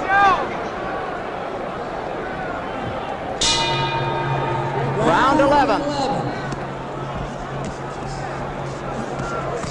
Frazier coming out and trying to apply the pressure.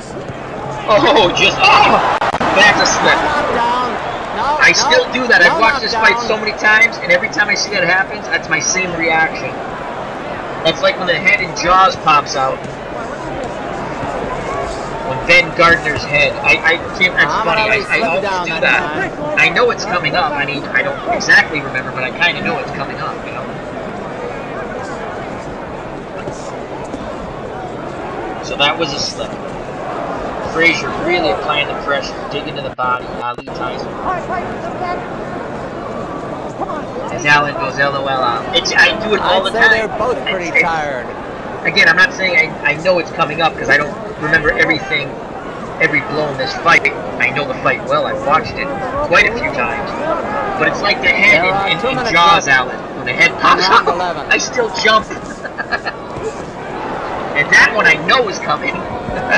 Muhammad Ali holds on, but Joe's not rushing in there either. He's holding too. That was a nice counter left hook there by Frazier. A nice little move. Gets off the ropes, but nice there. Very under. See, and again, that little punch there by Ali. And he's lumping Frazier up pretty good here with those counter shots. Ali on the ropes. Both fighters, you can tell they're tired. They put out a tremendous effort. Ali to him again.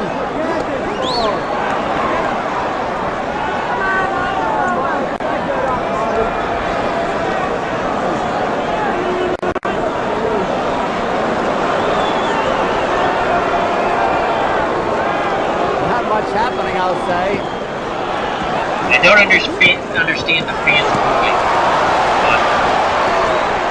Nice exchange there by Ali. Wild.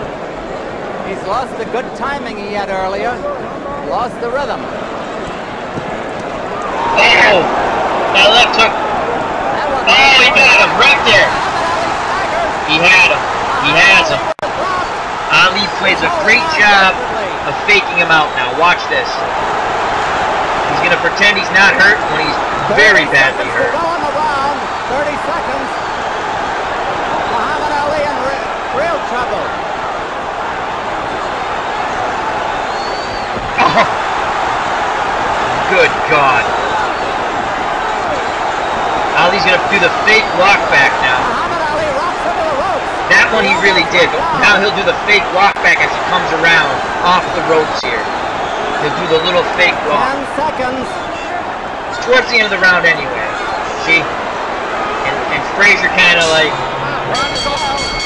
kind of looks at him. The round is over. What a round. Whether he could have gotten a couple more punches, I don't know. Muhammad Ali was really That was a huge round for Frazier. At the end of round 11. In between rounds, let's hit the pause button. Go to the chat. Alan asks, back then were fights on pay-per-view. They had a form of pay-per-view. They called it theater. You would go to a movie theater or a venue that had the capability of showing the fight. Closed circuit. Thank you, Max Cornelius. So if someone wanted to watch this fight, you had to go to... Oh, this is a great point. Closed circuit just jarred my memory here.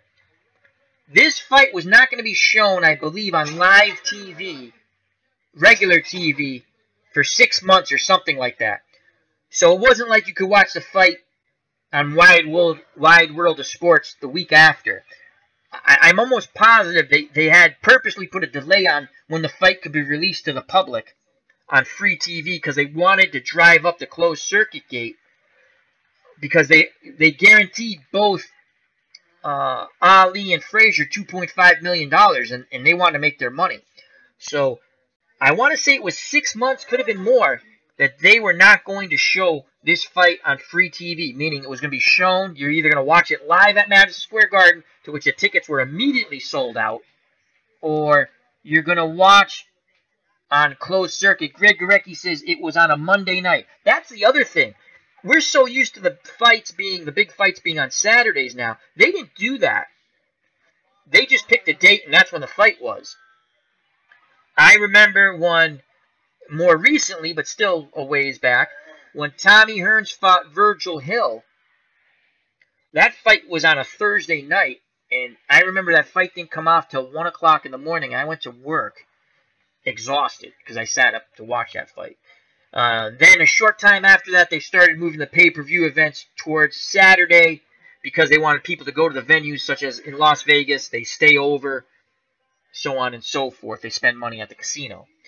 But yeah, Greg, do you remember, am I incorrect in saying that this fight was going to be delayed being put out to the public on free TV by, I want to say, 6 months? I remember that, reading about that, watching that. So the only way you could watch this fight, if you didn't want to wait the time period, was live and in person or going to closed circuit. And I believe they did that because they're trying to get every last dollar of profit. Again, they guaranteed, this is 1971, they guaranteed both fighters $2.5 million. That's a tremendous sum of money. Max Cornelius says, all the judges gave Frazier that round. Absolutely, that was a huge Frazier round. Greg Gorecki says, at least 6 months. Thank you, Greg.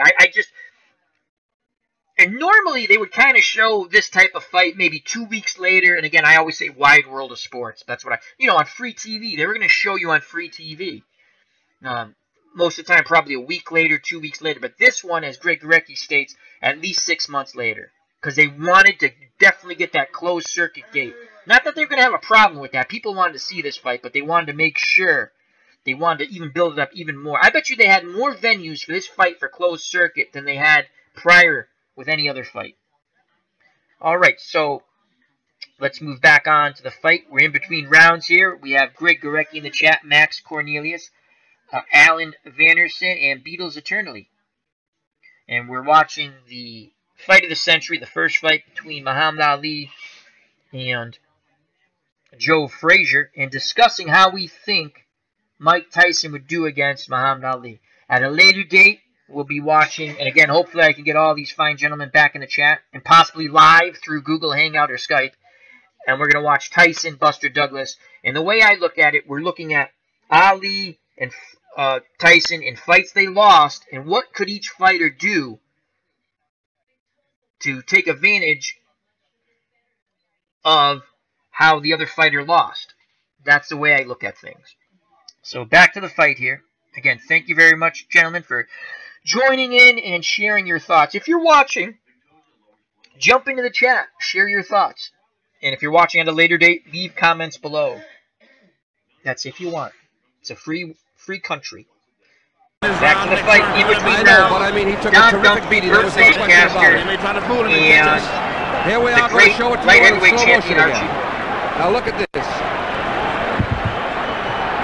And this is the round that Frazier badly hurt Ali. They're going to show the highlights of that. And welcome, Beetle. Thank you, gentlemen, for allowing me to host and be part of this fun event. Dr. Kleiman went over to Muhammad Ali's crushing body shot there. But I guess he's all right. You can see Ali wobble. Angelo Dundee berated him. He rated his man between rounds. Round 12. So round 12. Frazier out there quickly. Another good left hook there. And what we're going to see is the tremendous reserves of Muhammad Ali now.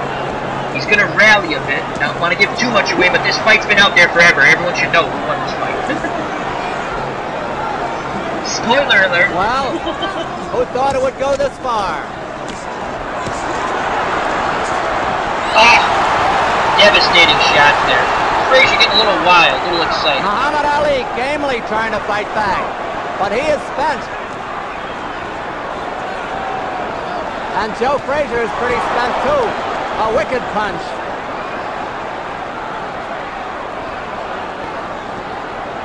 Joe smartly goes for the body. Frazier resting in there too. He's What had are a your tough thoughts night. on the way they call the 2 fight minutes to then, go and in if the you still round. watch boxing, how they call it now? I just enjoyed listening to Don Dunphy. Frazier is very tired himself.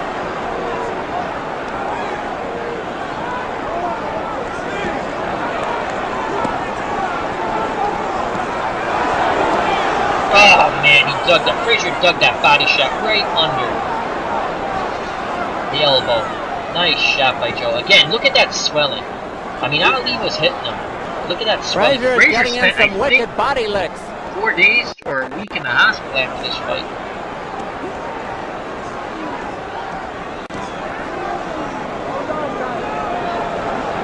Both fighters a little tired. Both tired. Rightfully so. Why not after that pace?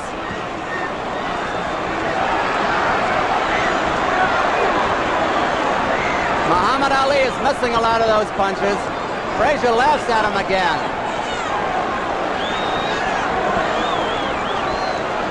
Frazier trying to bait Ali in and catch him coming in with a left there. See, try to catch him. Try to bait him in and hit him with that big left hook. Round 12.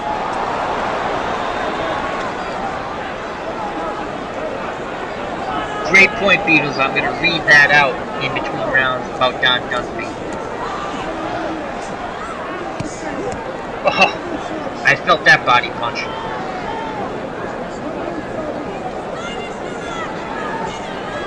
It could be a tough fight to score. Nice counter shot there by Ali. Half a minute to go in the round.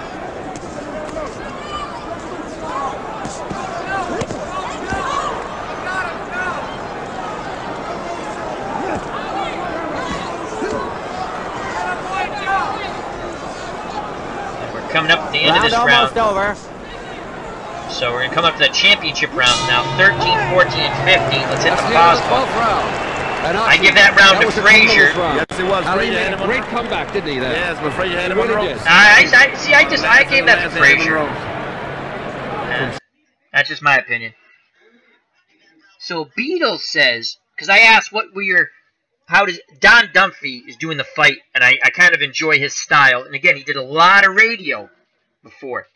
Beatles says Dunphy and the old school announcers came from radio, so they were very deceptive. Don Dunphy is the best ever, Greg Gorecki said. I mean, think of baseball's greatest announcers like Red Barber, Bob Prince, and others. They made you feel as though you were there. Yes. So I think what Beatles meant, descriptive. He wrote deceptive. I could be wrong. Correct me if I am, Beatles. So, yes, if you get a chance to listen to any radio broadcasts and you enjoy boxing, you can find some radio broadcasts on YouTube, as Beatles says, descriptive. So, I have not found the Don Dumphy. I found some other radio broadcasts. I found Joe Louis versus somebody. I can't think who it was, and that was fun to listen to. And I also found Tony Galento versus, God, was it Lou Nova? A radio broadcast I've listened to. And those were fun to listen to. So we're coming up on the championship rounds here, 13, 14, and 15. And these were the rounds, again, these were the rounds that made champions or broke champions. And both these fighters are great champions. And you'll see the determination both men have, both of these great pugilists have in these championship rounds. Greg Gurecki posts before we go back, Dumphy's first fight was Anton Christoforis versus Gus Lesnevich. So were they light heavyweights? Gus Lesnevich was a light heavyweight. Was he a light heavyweight? Or am I getting him mixed up with somebody else? Possibly middleweights? All right, so we're coming up on championship rounds. We're in between rounds, and we have the great Don Dumphy, the great actor Burt Lancaster, and the absolutely wonderful, fabulous Hall of Fame boxer, the great light heavyweight champion Archie Moore as commentators. Someone who was virtually out on his feet in the round before, I would say that Ali made a great comeback, but he's a tired boy. Greg Gurecki says, Nova Galento was Sam Tubb. Thank you. Yeah, I've listened to that call of the fight. Yeah, it wasn't Don Dumphy. I knew that part. I just couldn't remember who did it, but it's a really fun radio call. And Greg Gurecki says light heavyweights. Okay, my memory hasn't served me good on that one. All right, so let's move on to the championship rounds. And again, we have Greg Gurecki, Beatles attorney, Alan Vanderson, and Max Cornelius in the chat. Feel free to jump in and share. We're comparing how we think Mike Tyson might do against Muhammad Ali. He's a tired boy. They're really working furiously in his corner, pouring ice at him. Now we're seeing an instant replay. I gave this round to Frazier. Into this particular round. It's going to be all academic what we say because we know who won the fight. Ali is certainly disproving any doubt that he's not a game fighter. Yeah, Frazier's been done often making us body work. Again, we're going to see the best of both fighters here in these championship rounds. The determination and the effort. We're coming up for round 13 now. As they used to say, the hard luck round. Round 13 of a 15-rounder.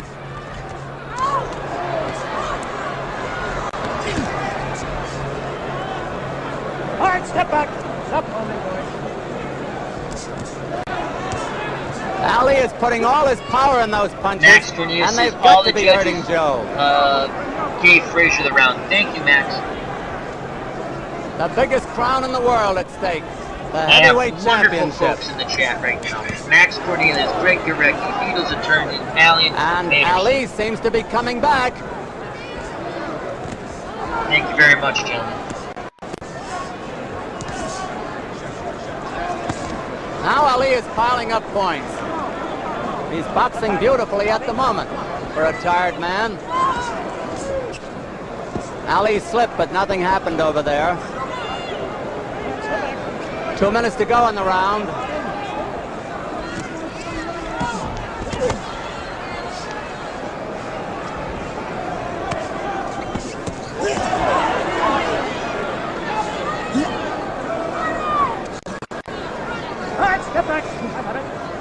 Frazier let him get away after that big 11th round.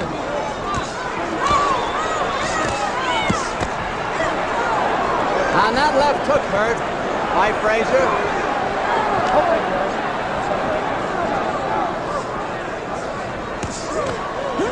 Oh, Oh, did you Again, hear that Frazier punch? digging those body shots right above the belt. Great body shot there. And Ali making the clinches video again. goes a little flippy, but that's the way it is.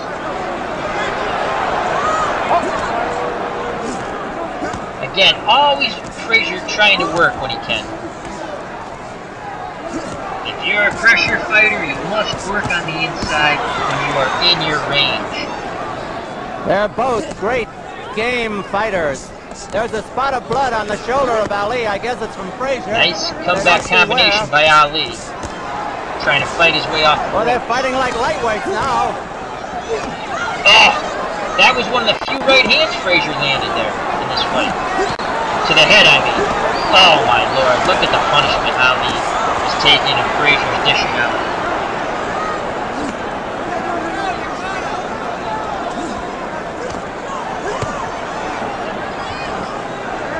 The tide turns the other way now.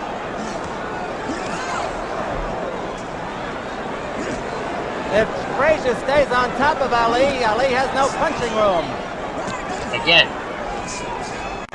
that's the thing. You're going to get on the inside, you must punch. If you don't punch, you're defeating the Almost over purpose this of it. round. Huge Frazier round, huge. There's the bell. Round is over. Round 13 is over. And So they got 2 more rounds left, 14 and Joe 15. Frazier's Let's hit the up to pause, check out the chat. We have Greg Gorecki, Max Cornelius, Beatles attorney, and Alan Vanderson. Max Cornelius said about the previous round, I'll just repeat it in case people didn't hear. All the judges gave the round to Frazier. I would think all the judges would have given round 13 to Frazier there also.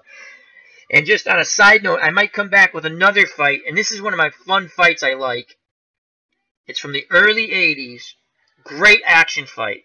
When people say there were no good heavyweight championship fights in the 80s, they're slightly wrong. There were some good action fights in the early 80s. Now, you might think they were lesser champions, and they probably were because Larry Holmes was the best at that time.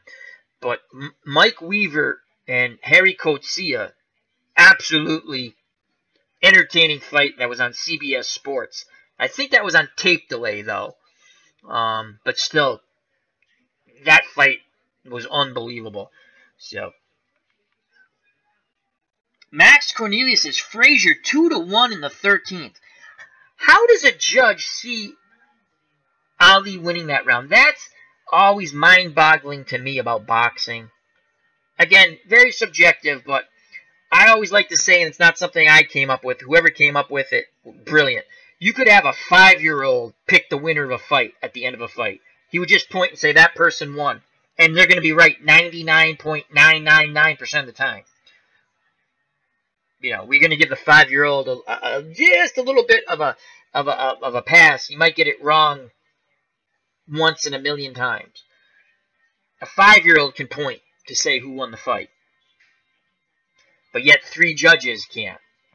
Some people say it's the angles they're looking at. That could be true. That could be true, but anyhow. So we're coming up on rounds 14 and 15. Again, first fight, Muhammad Ali, Joe Frazier, fight of the century. Check out that documentary. A Nation, is it A Nation Divisible? Max Cornelius, Beatles attorney, has found that documentary on YouTube. So, I mean, even if you just typed in Muhammad Ali, Joe Frazier documentary, HBO documentary, you will find it. Great documentary, gives you highlights of the fight, but tells you the atmosphere and the climate of the country. You have to understand, and I know the people in the chat understand this, but if you're watching at a later date and you say, oh, what's this about? This fight was more than a fight. The only other fight before this I can think of, the 2 Max Schmeling Joe Louis fights, especially the second one where it eclipsed sports. Max Cornelius says the documentary One Nation Divisible. Thank you very much. And he had stated that earlier. I could not remember the exact title. Great documentary. Again, counterculture with Muhammad Ali. Traditionalists with Joe Frazier. And people might think, oh, closed-minded people, traditionalists. But think about it. You're seeing things that you believe in being questioned and torn apart. And if you're on the other side, you're thinking, hey, we have to change things. the counterculture. So think of the political turmoil. And also, the things that Ali said to Joe Frazier. Look it up. I'm not going to go through those hideous comments he made. And I do feel that the things that Ali said about Joe Frazier are hideous, mean-spirited, nonsensical, did not have to be said. I mean, horrible things. Horrible things. I will not... You can find it very derogatory to Joe Frazier. And again, I'm biased. I like Joe Frazier. I was fortunate enough to meet him before he passed, years before he passed, at a Rocky Marciano fundraising charity event for scholarships in Massachusetts. Very nice man. So, am I biased towards Joe Frazier? Yep. Yep. I liked him before, and I liked him 100 million times better after I met him. I also met Muhammad Ali, again, not in the best of health. I can't say he was a bad person because I didn't have a real chance to interact with him. I can tell you this, the couple of people he had around him, I didn't care for. They were not nice people. So, anyhow, so again, a lot of tension in the country at this time, as if you know the history of this time period, the Vietnam War is going on. People are against Nixon, people are for Nixon, and that kind of strife going on. So this took on more than a sporting event. And here we go with rounds 14 and 15, and we shall watch these, I'm going to say uninterrupted, except for between rounds. But before we go, Beatles Eternally says, and also from Mass, the immortal Rocky Marciano. Absolutely, Brockton, Massachusetts. Big Rocky Marciano fan. I'm a fellow Italian-American. That's not the reason, but that is a big reason. There's other Italian... I just mentioned one, Jake LaMotta. I don't really care for Jake LaMotta. I don't think he was a nice person. Loved Rocky Graziano, the middleweight. I think he was a nice person. Also Marvin Hagler, who grew up in Brockton, Massachusetts. Originally was from... Oh, God, Philadelphia sticks in my head. I could be wrong there. But the great, marvelous Marvin Hagler also. Tony DeMarco. Greg Gorecki and I watched the Tony DeMarco Carmen Basilio fight as I did my test broadcast to see how this would work. And we had some problems, didn't we, Greg? This is working out a little better. But that's why we call them test broadcasts. We had some good fighters out of Massachusetts. Jack Sharkey was from the Boston area. Former heavyweight champion. John L. Sullivan, way before all of our times. Bare knuckle champion. I know I'm missing other people. Marlon Starling out of Hartford, Connecticut. Great fighter. Met him. He was a pretty nice guy. Trying to think who else. I'm sure I've missed several fighters. So, all right. Back on to rounds 14 and 15. Again, thank you very much, and hats off to the fine gentlemen in the chat. Beatles Eternally, Max Cornelius, Greg Gorecki, and Alan Vanderson. Kind of a man. Ali hit him with every combination he could think of. Not once, not Hold twice, your hats, not three folks. times, not 4 times, but It 5 or gets 6 even times. more exciting. And yet Ali wound up as being a very tired one. Joe just relentlessly keeps going. He has more stamina and power than anybody There's I think I've ever tremendous seen. heart Those here who between watch Ali I and think so. Frazier. I think so. He's setting that hunch over his... And again, just actually, I'm going to pause one more time. Max Cornelius gave us the 13th round here. He said the judges scored it 2 rounds to 1. I gave this round to Frazier. So. They are on the ropes just above us now. You're watching them in slow motion. Look at that left to Ali's jaw.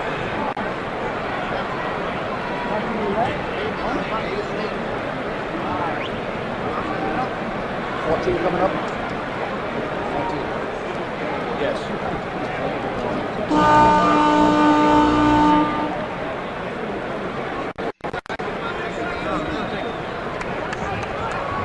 Round 14. Both fighters off their stools. Round 14 of a 15-rounder.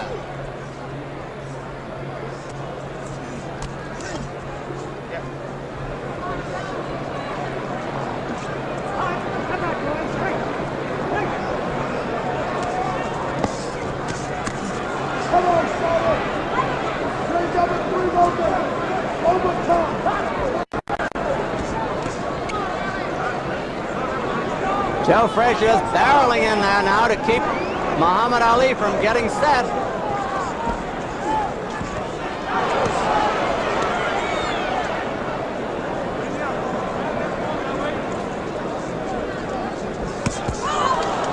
Wicked punches by the ex-champion. But there's Muhammad Ali caught on the ropes again. No damage that time. Ali's actually moving a bit in this round, as you can see. What reserve, what heart, what determination.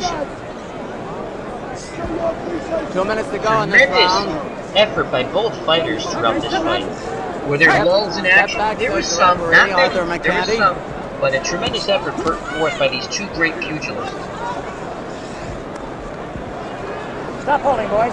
Stop holding, says the referee. Arthur McCanty saying stop. Muhammad Ali's doing the holding. You notice how very little Arthur McCanty had to do in this fight. That makes for a good fight. For time.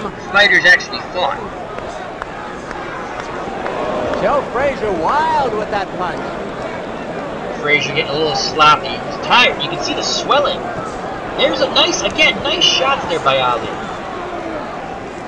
Frazier trying to dig to the body. Remember in the scoring, Muhammad Ali has made most of the clinches. For what that is worth. Great question, Beatles. We'll discuss that briefly between rounds and maybe a little after. That's a great question. Question Beatles asks, do you think Frazier would have beaten Ali before he was stripped of the title in the 3-year layoff? Tremendous jabs and hooks. Frazier's right eye looks as though it might be closing. It's going to be interesting to see what the chat says on that. Frazier talks to him again there. Nice shots by Ali there. Frazier again trying to dig to the body. Head on Ali's chest.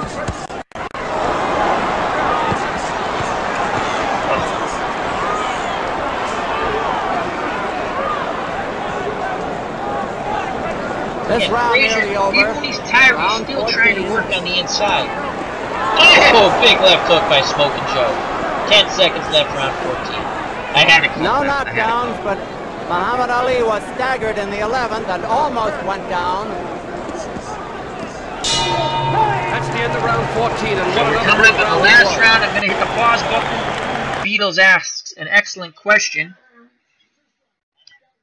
Here's a question, Beatles says. Do you think Frazier would have won if Ali was not stripped of the title? That is an excellent question. They would have definitely crossed paths, and Ali would have been the champion, and Frazier most likely would have been the #1 contender. Let's just assume it played out. Frazier would have most likely defeated Jerry Quarry, as he did in actuality, when they fought for a version of the heavyweight title, because the title did get splintered briefly. You had a tournament. Joe Frazier did not want to be part of the tournament. Instead, he fought Buster Mathis Sr. for what they called the New York, was going to be recognized as the heavyweight championship by the New York Boxing Commission, which held a lot of clout in the day, the New York Boxing Commission. And Frazier stopped Buster Mathis in the 11th, I think. And that fight's also on YouTube. Max Cornelius says Ali 2-1 in the 14th. That's Ali was a little more busy than Frazier, but Frazier landed some punches there. So thank you for that information. Thank you for looking up the round scoring. Thank you very much, Max Cornelius. And I shall be back in a moment. We're going to let it run. Now, if you look over at Joe's corner, there's something wrong with his face. He might very well have a broken jaw. I mean, he's got a welt there that's of enormous size. Now let's turn back to the instant play for 1:35 in. Ali came through very well in this round, scoring repeatedly and seeming to get stronger. For a man who was virtually out in round 11, he's come back amazingly. These boys are in magnificent physical shape. Don't you think so, Archie? Joe, I think so. I think that Muhammad Ali has proven a lot to a lot of people that he could come back. That's right, that he could come back because he's fighting a really relentless fighter. Joe has a serious well. Rubbing his leg. Now we're going to look at it slow-mo.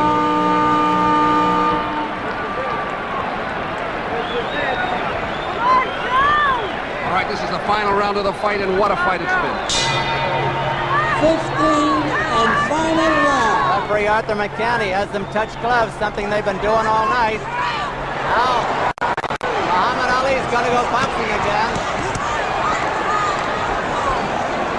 And Frazier gets in to nullify that attack. Step back, says the referee.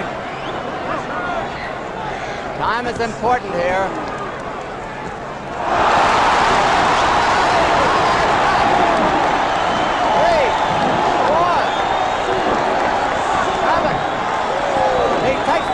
8 count, the only knockdown of the fight. Muhammad Ali was flat on his back, but he's a well-conditioned athlete. However, he is real tired.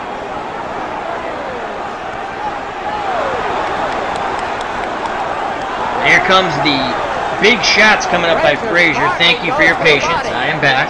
When Muhammad Ali covers up. 2 minutes to go in the fight. 2 minutes. Look at that swelling on Frazier. Here it comes. Here it comes. Here it comes soon. I believe Ali's going to start moving. Here it comes. Ali's going to turn to the left, I bet. My left. So is that your left? The crowd, needless to say, is in a bedlam. Or did he already? Oh my Lord! If Joe had followed that up, he would have finished. So he's already dropped Ali. He's already dropped Ali. Muhammad Ali has never taken such a battering. No, he hasn't. Here it comes. Again, I had to walk away for a moment. Shotting him now.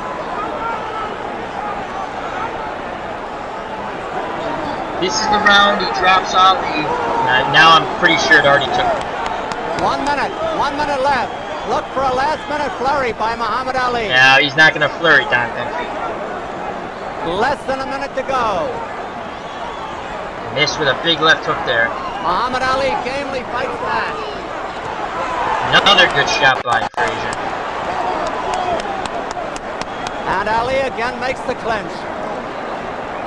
Remember, the scoring is on a rounds basis. Frazier is tired, and his eyes are closing.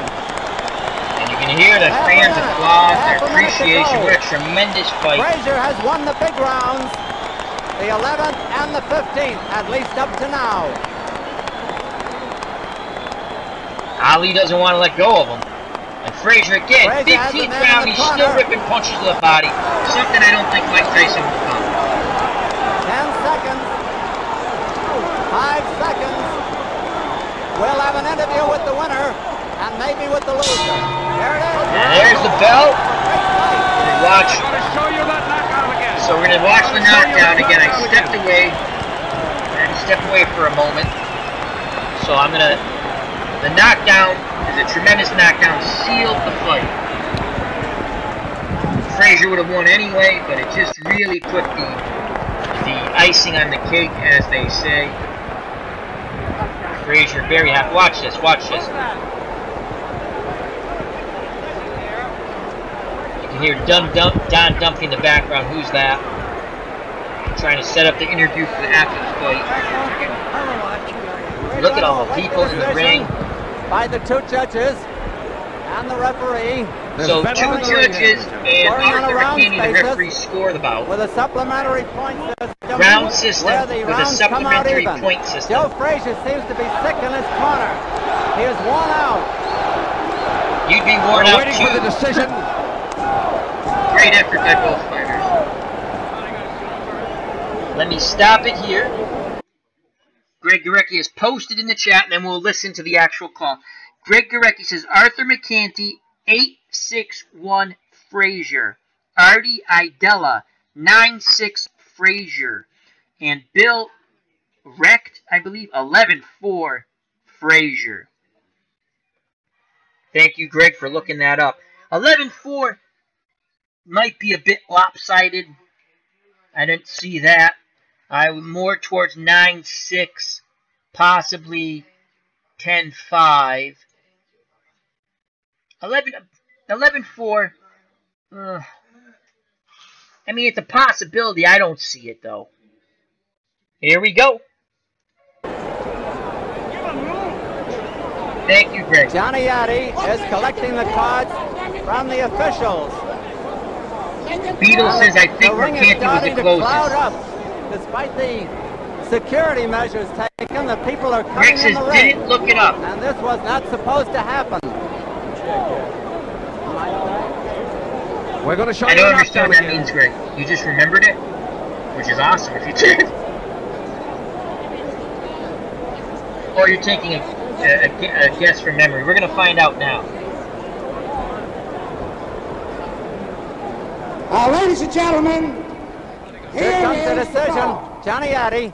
Referee Arthur McCarthy scores it 8-6, 1 even for Frazier. 1 vote for Joe Frazier. Ali Idala, 9-6 for Frazier. Frazier. See, so we already know he won. All wrecked. And I'll talk about 11 that. rounds for Frazier, 4 Ali, 1 even, 11 and 4.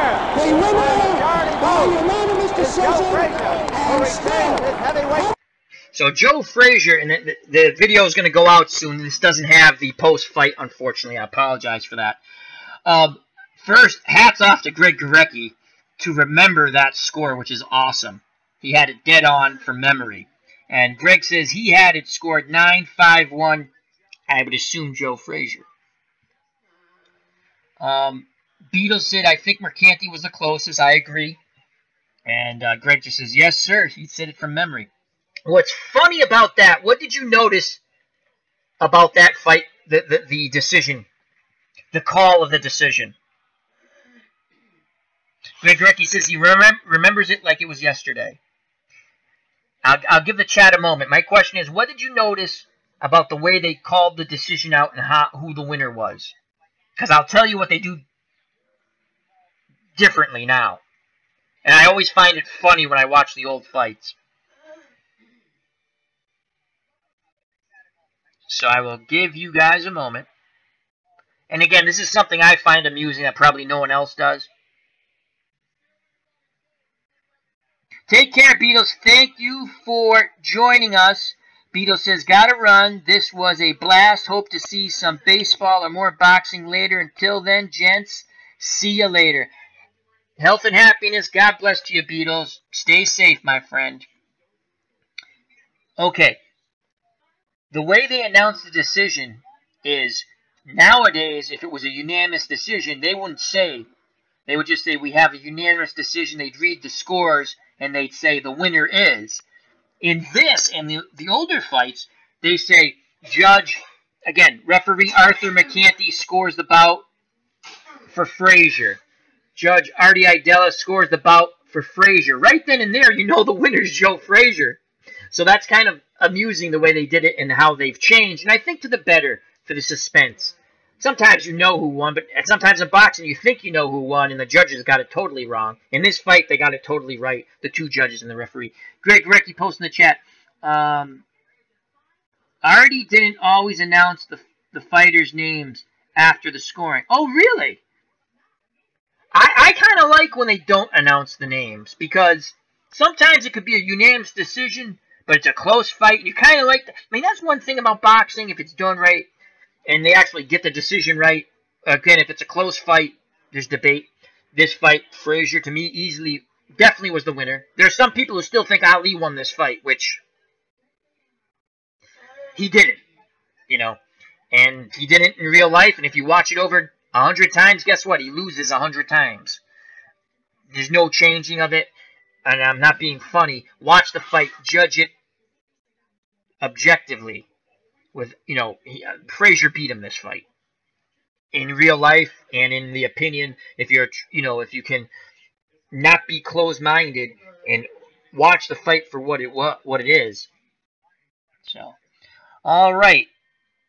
So what we have here, what we did, we had Greg Gurecki, we had Max Cornelius, we had Beatles Attorney, who just left, and Alan Vanderson in the chat.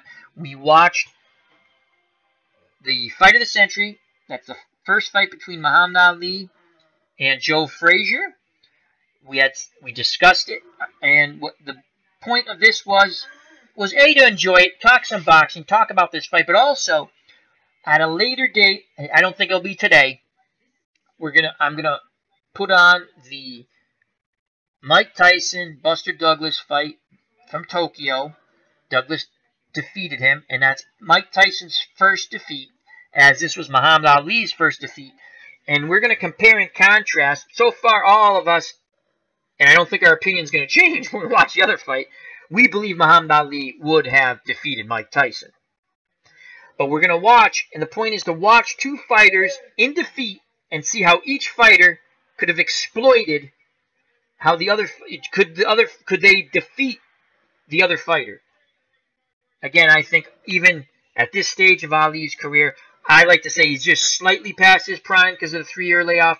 Greg Gurecki believes he's still in his prime, and that's fine. I'm not disagreeing. I just have a slightly difference of opinion there. So I think it's going to be a lot of fun, and hopefully these fine gentlemen can join me once again, and anyone else. So, and Greg Gurecki says, "Oh, I like this." About announcers. Let me say this first about announcers announcing the names. He said neither did Ben Bentley. He didn't announce the names before the decision. I kind of like that. But this is what I like better. Greg says, I won $4,200 that night. I take it you had Joe Frazier.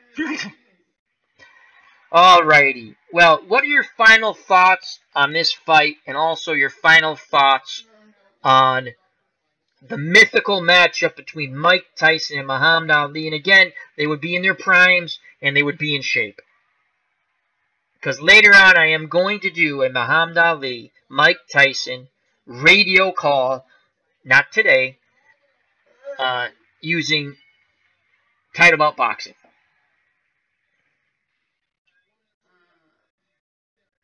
Oh, Greg says the Douglas-Tyson fight. Oh, so you put your money on Buster Douglas. Was it for the win, or did you have like a round bet? Or if he would go the distance?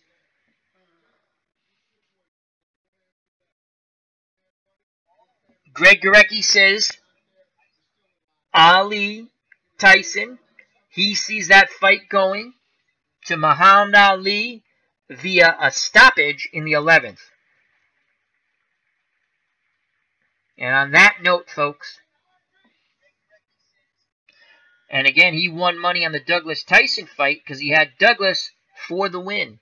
Which, if you were going to bet that fight, Douglas was 50-1. You weren't making any money on Mike Tyson. You might as well, for ha-has, throw some money on Douglas if you're going to throw any money at the fight.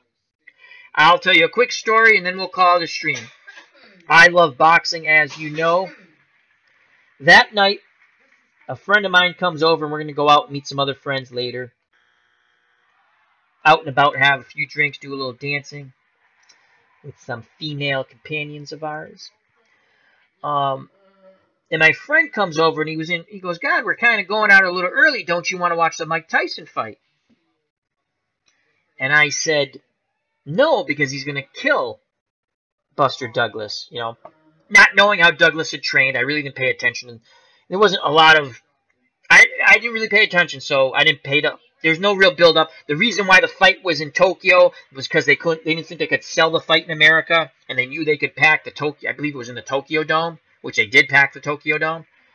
And he convinced me, and I recorded every fight on VHS. And my friend convinces me, well, we should watch it, and you should record it. What if something great happens? And then he says, like, Tyson's probably going to knock him out anyway. But what if something great happens? And so now I didn't buy any new VHS tapes. So I literally find a tape that had some... I barely get this full fight. The point of the story is we sat, thank you to my friend, we watched the fight. No one watched the fight that I knew. I had people calling me that night and early in the morning going, did you record the fight? They wanted to see it. I had silly buggers thinking that the fight was fixed, which it wasn't. And I would explain to them, because they had a theory. I don't know where they came up with this theory, who they heard the theory from. That Mike Tyson took a dive for $5 million. And I said to myself, and I said to them, why, if you're Mike Tyson, would you take a dive for $5 million when you're going to fight Evander Holyfield for a $50 million payday? Do the math, people. Do the math. Like I said about Tommy Morrison, when you didn't take the fight with Lennox Lewis, Could have made $25 million and possibly get knocked out, which he did at a later date for $5 million, I believe. Instead, he took up a tune-up fight, Tommy Morrison, gets knocked out by Michael Bent because he didn't want to go to England to fight Lennox Lewis. And in total, so he made 5-1. That's $6 million together. Okay? When he could have made $25 million, so do the math, people. $19 million Tommy Morrison, God rest his soul, lost out on. In this, why would you take a dive for $5 million? And there are people convinced that in the long count, which is the biggest joke. There is no long count. I'm going to explain that quickly.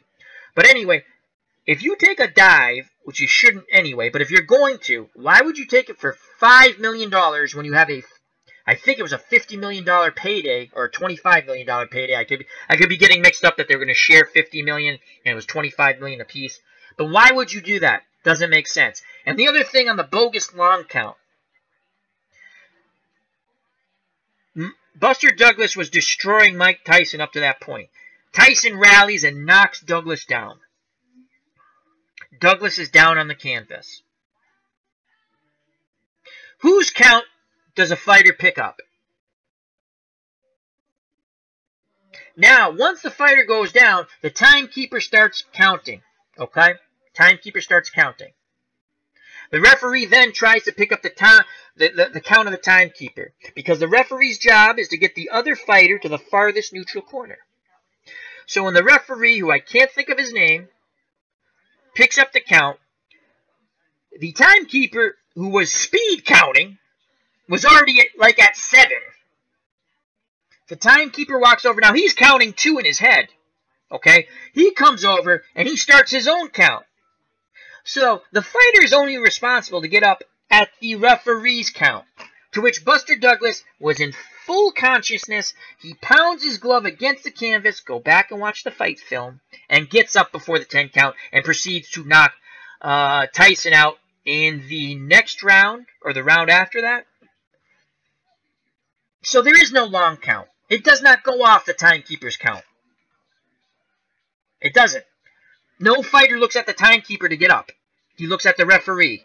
I don't care if there's a rule, whatever. I get it. The referee's supposed to pick up the timekeeper's count. He didn't. He started counting. The counts were in sync. But the fighter on the floor must get up before whose count? Ends all discussions here. Whose count? The referee's count at 10, which Buster Douglas did, and then promptly, in the next round or the round after, knocked the bejesus out of Mike Tyson and won the fight. Let me go to the chat before I leave. Greg Gorecki, the reason I bet on the Douglas was I saw him fight Tony Tucker. Excellent point. Tony Tucker gave Mike Tyson trouble for the first 6-7 rounds, then got hit with a pretty good shot, and then decided he didn't want to fight no more. And Tyson won a very...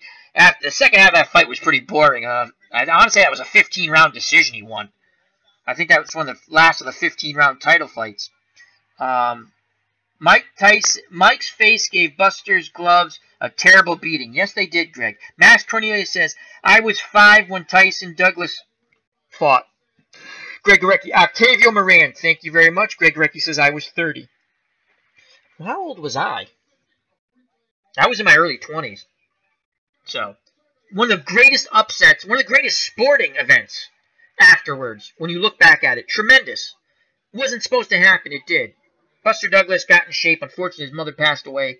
He dedicated the fight to his mother, got in tremendous shape, was tremendously determined, and fought a marvelous fight that night. And he would have been difficult to beat that night by anyone. Tony broke his hand in the 4th round. Okay, I did not recall that. That makes sense to me now, because he fought like crap after the 6th round or 7th. And again, I'm not knocking anyone who gets in the squared circle. God bless them. I did some sparring in my day and some boxing training. That's really difficult to do. So, great way to stay in shape. The training aspect. Far past my point of sparring with anyone at my age now. So, that being said, I would against Mike Tyson. Yep, about Tony Tucker breaking his hand. That being said, I'd like to thank Greg Gorecki, Max Cornelius, Beatles Eternally, who just left a little while ago, had to run some errands, and Alan Vanderson. Thank you very much, gentlemen. Hope you enjoyed the show. Hope to see you back again with the boxing. I like to do a little more of this. I know I do a lot of the retro baseball and the football and the hockey stuff, but this is my true passion. Love to talk boxing. So thank you very much, gentlemen. Enjoy the rest of your Sunday. Health, happiness, stay safe. Talk to you later. God bless, and bye-bye.